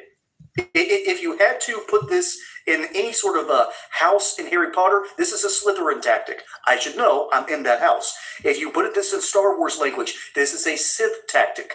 I should know I prefer the Sith to the Jedi because if you go into any of the Star Wars lore, you'll realize they really fumbled the bag. Granted, I'm not... Anyways, I'm getting to the nerd... Find yourself with right-wing conservative, I'm not even going to say Republican, but right-wing conservative people in any kind of way. I believe your black card is burned in a fiery pit by the ancestors. You are showing what you believe blackness is by what you refuse to challenge and what you are offended by. Why is saying we can do better seen as hate, but dysfunction is defended like it's our culture? When did valuing life in the womb become a white thing? When did independence from the government become a white thing? When did thinking for yourself become a white thing? I don't see white liberals getting told they're not white for what they believe in. Why is that standard only applied toward black people from the black community? At some point, you have to ask yourself, are we being encouraged to think, or are we being told what we're allowed to think? The moment you say we need more accountability, we should separate ourselves from government dependent, we should talk about crime in our communities per capita, we should value family structure, suddenly that's an attack on the black identity. You're telling on yourself. Why is independence offensive, but dependence is what you protect? Keep the label. If I have to trade truth for approval, you can have it. You are outside black. But you know what? I agree. Oh, you a convenient black. Some of them black people be super conservative. That's the thing about black people. That is true. Is that our politics is so complicated and sometimes not so complicated. So like a lot of people who are MAGA, I hate that they're MAGA, but I'm not surprised that they're MAGA because they've always been. You walk any black church on a Sunday and ask them about a whole bunch of They line up more Republican than Democrat. But MAGA and Republican is way different. No, I'm with you, but a lot of them that's where they are very different, bro. Yo, if you really got a bunch of Republicans in a room and they like their thoughts wouldn't get out to the public, they don't with Donald Trump. Yeah, but that's a bunch of them that are stark, lifelong Republicans that do not with Donald Trump. Like it's a difference. But again, that's why they vote. That's why they voting though. They vote. I'm sorry. No, I was gonna say they voting for Trump because they don't with him, but they still want those right wing values. Right. I mean, you look at the Nation of Islam. Mm-hmm. I don't think any of us would say they're not blackity black. I'm sorry, there's so much to unpack. First of all, I'm glad I don't have a black card. I mean, at this point in time, I hope y'all understand. Fuck that black card. And that holds no weight anymore. I don't know why people seem to think that affects us. First of all, you want to eat Hillary Clinton's hot sauce that's in her purse. I need real hot sauce. I don't need that fake hot sauce. I don't need anybody that washes the collard greens in the bathtub. Nasty bastard. You know nothing about food. Over here, we know how to burn. We know how to put our foot in it, and the food is going to be amazing. So you do what you want to do. You keep your black card. We want none of your nasty food, okay? We don't eat word salad. We eat actual food, okay? So we don't want your little black card. Keep it. We don't need it. And stay over there with your mess, because I don't know why y'all think y'all gonna bully people to agree with you. Oh my gosh. And I agree with the sister that spoke afterwards, because it's like you're not allowed to have your own, you can't think for yourself, you can't do anything for yourself, because it's more important to remove the black legacy out of the womb. It's more important for y'all to do that. And that makes sense to y'all. So then y'all will say, we don't understand why we're only 13% of the population. Stop aborting the babies. As my dear Dave says, and without us tethers, y'all would be about 6 or 7% of the population. Let's be real. Stop the abortion. Because y'all are busy listening to the same people who tell you to remove your babies from your womb. Like, they keeping theirs. Babies. Like, why would that make sense to y'all? Do y'all not understand generational wealth and generational thinking? And y'all need generations to be able to do that. Common sense. Now let's jump over to Mr. I don't know what a woman is. I can't define a woman, but I have a degree. I'm supposed to be the smartest man in the world. My goodness. To the National Action Network community, that man sounds brilliant. I'm just saying, he sounds brilliant. Yeah. So does my last bowel movement. He sounds like he's the. In fact, the National Action Network, so does Roly Poly Martin. They don't know anything about anything. Will I agree that a lot of the Republican Party doesn't like Donald Trump? That's what we call the rhino. The same swamp people that sit in the party. We're not dumb. Everybody does not have that same mindset. A lot of people want to sell out America and destroy America and fall under that stupid own nothing and be happy mindset. And they feel like they will be exempt from it. I don't know who told y'all that, but you're not exempt. You will fall into line with that mess too. But they would rather sell out America. So if there are Republicans that sit under there and hate Donald Trump, yes, because they hate America, just like the liberals do, just like those over there do. They hate America. But at the end of the day, I wish black people would stop trying to hold people down. That crab in the bucket mentality don't work. But somehow the other y'all have been making it work because y'all keep people uneducated, uninformed, and low IQ. We saw this with Tiffany Cross and Lamont Hill. I find him very exhausting. All of these so-called sophisticated, articulate Black liberals. Subscribe. You guys haven't already. We're growing together. Let's grow together. Conservative. My advice to them would be stop talking at Black conservatives and maybe start talking to some, and you can answer some of these questions that you have. They spend all their time trying to be the Black conservative Negro whisperer for Black and white liberals. See, I know one because I sat across the Thanksgiving table for one. And let me tell you, they're like, I hate that they're MAGA, but I understand because, please stop all this foolishness. And if they really were sincere, and I don't believe they are, if they really were sincere in wondering why is it that Black people maintain a conservative position, they would actually find one that made some sense and ask them. And I do want to tell the audience once again, that is exactly what I'm going to do when I go to The View. If Joe Button don't you worry. When I go to The View, when I go to Joe Button, I can explain to them, we can answer these questions. These things don't have to be a mystery. They had, I believe, upwards of 75 million voters. In terms of the Black community, they doubled their numbers in 2024 and got at least 20%, whereas the Republican Party has been used to getting about 10% of the Black voter share. There are millions of Black people who voted in 2024 and even before then, who've been voting Republican or who have Republican principles. If you actually wanted to find out why Black Republicans do what they do and think what they think, you could ask one. And you could bring them on your show and actually ask one. We don't believe you're sincere. This is all a cap. And Mark Lamont Hill can sit there and jumble speak as he does and never actually say anything, because I don't believe he has anything to say.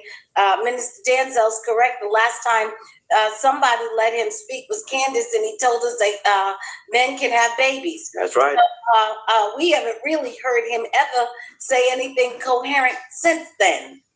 So why they put him as their so-called resident intellect to sit on Joe Budden's podcast and try and be the Negro conservative whisperer, I don't know. Other than he must be doing it on a volunteer basis, because I can't imagine anybody's paying for that. So I first have to address the man in the pink. Remember the man that I don't know what something about that ain't right. That's all I'm gonna say. I don't know what that's about, but something is just not right. Okay, Mark Lamont Hill. He actually he spilled the tea, as the young folks say. He said, when you talk to Black people, their values actually do line up with conservative values. Gasp! Oh my gosh! What are we to do? Their values can actually be conservative. Oh no! And then they're like, well, I'm confused. I don't know what. Okay, well, if we talk to the Black folks and they're conservative, that means they're MAGA. It's like it's not that deep. Lamont, you went to Temple, so you shouldn't understand. You got to help your brother, your alma mater friend, because how are you gonna go to Temple and leave Temple believing that a man could be a woman and a woman could be? He need a refund. Okay, he spilled the whole game. That conversation broke their brains. How can one have high melanin count and also be MAGA? Oh my gosh, or conservative. It's like there are Black people who think for themselves. I know it's a stretch because they probably came from that the National Action Network. So they think that no Black person can think for themselves, and they are astonished when they find a few, a trinkle here or there. Something must be wrong with them. We have to dissect it. We got to deconstruct their Blackness, because you can't possibly be Black, have a high melanin, and be conservative. Something is wrong with you. Well, I'm born again, so you won't even, like, I don't even identify with what you call Black. That's a created thing. It's created. Blackness is created. It's going in the dirt. My soul has no color. So that's what I'm going to need you to talk to me on that level. Let's talk mind to mind. Okay? If you can't engage me on that, then I don't know what to tell you. But I think he just basically spilled it is perplexing to them that you can be Black and think for yourself. They don't understand that. It's like they start running into walls and banging their heads on walls and screaming. They manifest. They can't help it. As a former professor at Temple University, I went on a permanent sabbatical because they told me I was teaching young people how to build agencies, and they wanted me to teach them how to work at them. So it is what it is. Now, moving forward, there's a few things that we need to address. The first is the lady in the big hair. Her name is Ryan Michelle Babb. She is married to arguably the most attractive, according to you Negro ladies, man in Hollywood right now, Sterling K. Brown. She and him have approximately a $25 million net worth. Their black card is suspect because they can't go to the hood and go order a cheesesteak and not have to worry about getting got. They live in a gated community. They are in the hills of Hollywood. So that's point number one. The woman who responded to Ryan Michelle Babb's $25 million net worth is a woman named Brianna Riddick. You can find her at Black Card Decline. She is brilliant. She is black. She is absolutely wonderful, and I stand behind everything that sister says. And they... You said satanic. That's Joe Biden and Obama. All the LGBTQ trash in the White House. No, Trump mentioned about Jesus more than any president I didn't heard of. I never heard Joe Biden mention about Jesus.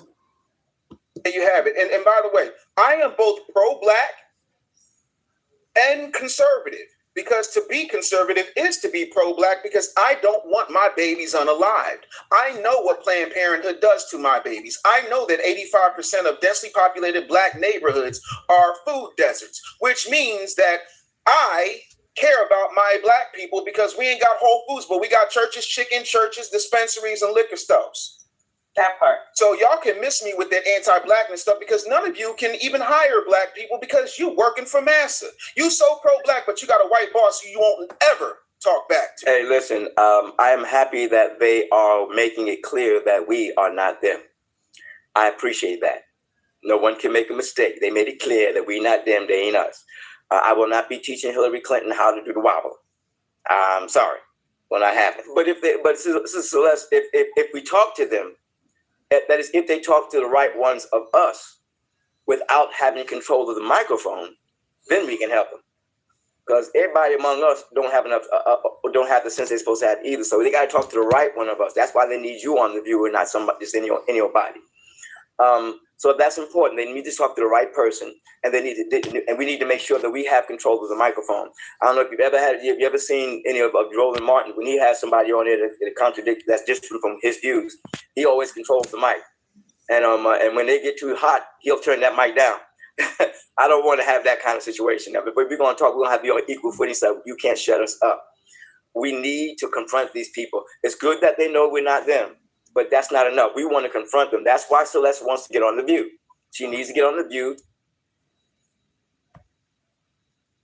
So, as a Democrat voter for years, right, I've never seen so much racist pandering from Democrats in all my life. It's just really bad. Maybe I just was ignoring it like everybody else before I kind of woke up as a Democrat voter, right? So, Joe Biden says you're not black if you don't vote Democrat. Joe Biden goes to black people's homes and eat fried chicken and said, Jill forgot the watermelon juice. Enters Kamala Harris. All of a sudden, she black. Now she not elected no more. She black no more, right? All of a sudden, now here come Gavin Newsom and everybody else say black people are being disenfranchised because we need voter ID. I got all kinds of IDs, all types. And Gavin Newsom now doubled down with more racist remarks, talking about black people are dumb, and he's just dumb as just dumb like us. I don't get it. Why do we keep taking this as black people? So, as a Democrat voter for years, he's got a great point. And it's great to see more and more people waking up and asking themselves, is this Democrat Party really for us? I mean, I know they say that they love people of color and blah, blah, blah, blah. But are they really? Because Joe Biden did say, if you don't vote for us, then you ain't black. If you don't vote for me, then you ain't black. Gavin Newsom did basically say, hey, I'm dumb just like you all. Just like you all black people. You know, kind of weird. Governor Hochul of New York did say black kids don't know how to use computers. What do they really think of us? I wonder. Obviously, I'm joking. I think it's quite obvious what they think about, especially black people. They think we're all stupid. Anyway, carry on. I got a question to all of the Democrat plantation mammies, overseers, and residents, particularly the likes of Taraji P. Henson and D.L. Hughley. Remember how in 2024 you lied and gaslit black people into somehow believing that President Trump was going to enact the mythical, magical Project 2025 to legally enslave black people? Well, whatever happened to that? See, it didn't work. You knew it wasn't true. You knew that was a lie, but you had orders from the masters on the Democrat plantation to scare black people in white Irish woman cosplaying as a black woman. Well, it didn't work. But I have a message for you, Taraji, and I have a message for you, D.L. Hughley, and I have a message for all of the lobotomized liberals that actually believe that President Trump was going to legally enslave black people.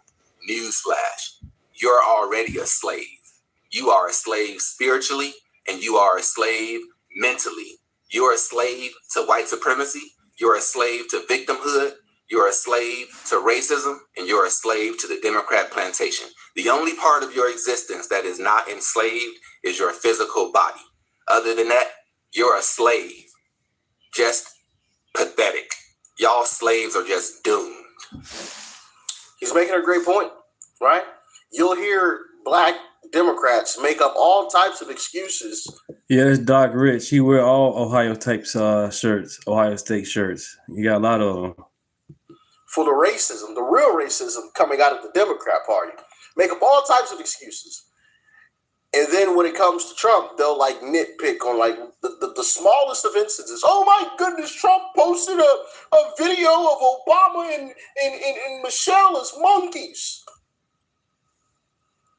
Really? And Joe Biden called black kids roaches. He also gave the eulogy at a KKK member's funeral. He also called Barack Obama the first articulate mainstream black male. Kathy Hochul also called black kids stupid. Gavin Newsom also said that he was dumb just like us black folks. And yet I don't hear any of you saying anything about that. But because Trump posted something where at the very end you could see where it scrolled up to a completely made up video, an animated video that somebody else made, and it happened to depict Barack Obama and Michelle as monkeys in The Lion King, now all of a sudden you lose your mind?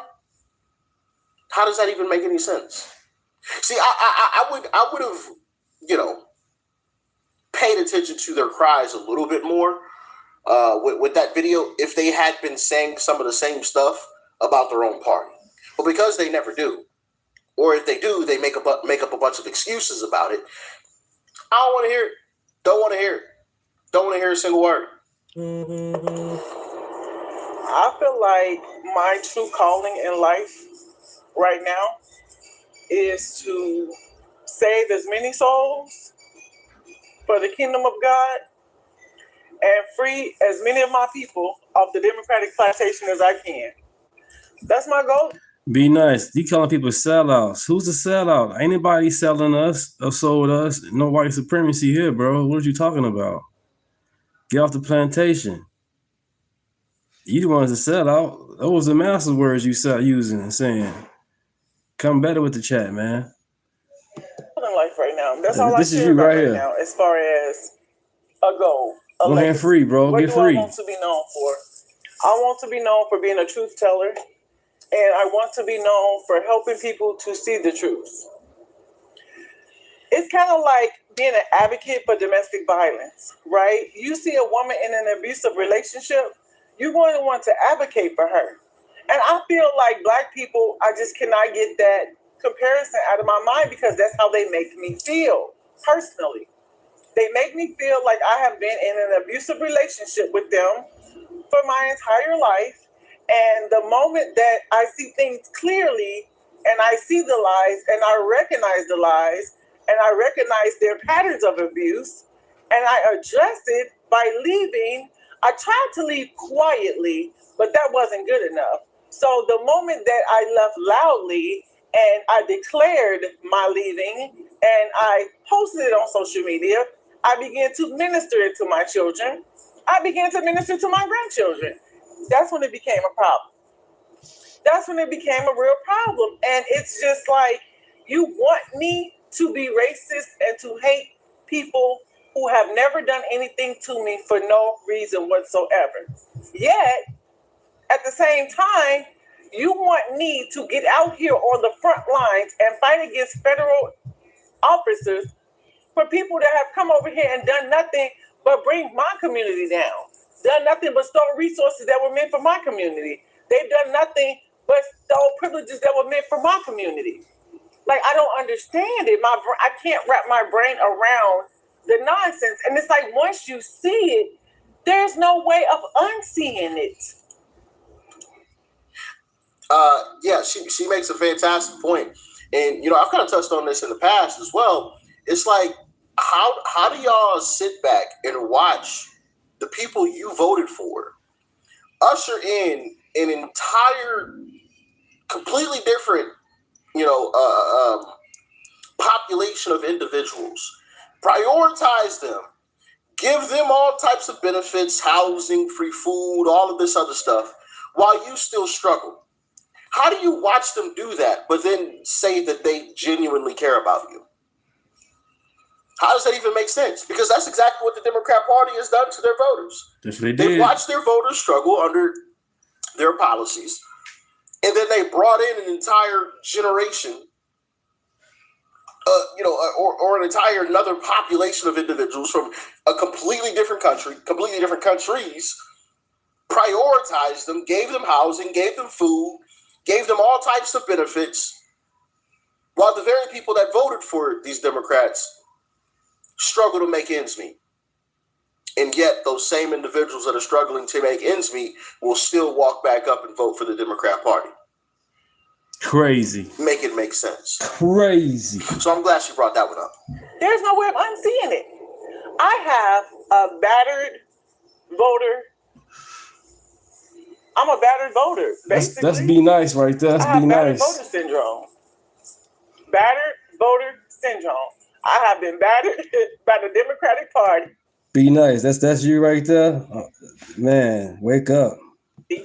On and off the plantation, but it only gets really bad when you decide to leave. Just like the slaves. Be nice. Okay to leave. It's okay to leave. The Be slaves nice. that took the deepest risks, the slaves that faced the hardest critics, the slaves that wanted more than nothing else in life but to be free, were the ones who tried to leave.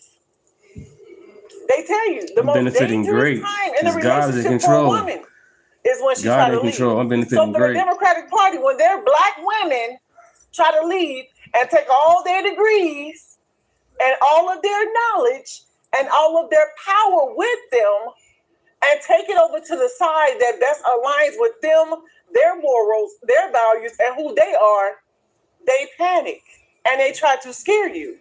But what they fail to realize is that fear is not going to work. Just like you taught me not to be scared of the white man. I ain't scared of you. Not going to be scared of you. You're not going to stop me or deter me or knock me to the side from what I have my mind set on doing. I'm going to be the Harriet Tubman of 2026. We gonna get these slaves off this Democratic plantation one way or the other. I don't know how many trips Harriet took around the sun to get them off the plantation, but baby, we're gonna get them out and we're gonna bring them home to the Conservative Party, and we're going to have a party that is going to be so strong that it's not going to be way far left, nor is it going to be way far right, but it's going to be built and grounded on common sense. And I love that for us. I love that for us so much. That's what God is doing. That is what Jesus Christ, our Lord and Savior, is doing for this amazing country that we live in. Amen. Yes. Amen. Amen. You love it. Gotta love it. Gotta love it. And listen, me, I'm far right. No, we gonna get them off that plantation and we gonna move them far right with me. Okay. And I've said this time and time again, and I make jokes with people, all the time. I'm like, bro, people think Trump is bad. Let me become president. If they think they hate Trump, oh boy. You say Trump is far right? I must be all the way off the cliff then. Because there's some decisions that Trump makes where I'm like, I don't feel like that's harsh enough, you know? I get why he's making a decision, but me, I would just personally say F him, you know? So yeah, I definitely would consider myself far right, whatever that means, right? Yeah, man, I'm so happy to see more and more people actually waking up and just asking questions, right? Once again, I know I made the joke, but you don't have to vote Republican, but at least question what it is that you're doing in the Democrat Party. Don't just blindly follow, oh yeah, so I've always voted Democrat. I'm black, so I gotta vote them. Like, no. Those days are over with. At least question. I ain't saying you have to vote Republican, although, you know, I think you should, especially in today's world. But just questioning things, I think, is a great step in the right direction in this country. Okay? Beautiful to see. I got some more clips. Yeah, I got a couple other clips, but I might throw those into another video. I don't want to make this video. All right, you guys. Been live streaming for 2 hours. I'll be back tomorrow. I appreciate you guys. Really, really appreciate it.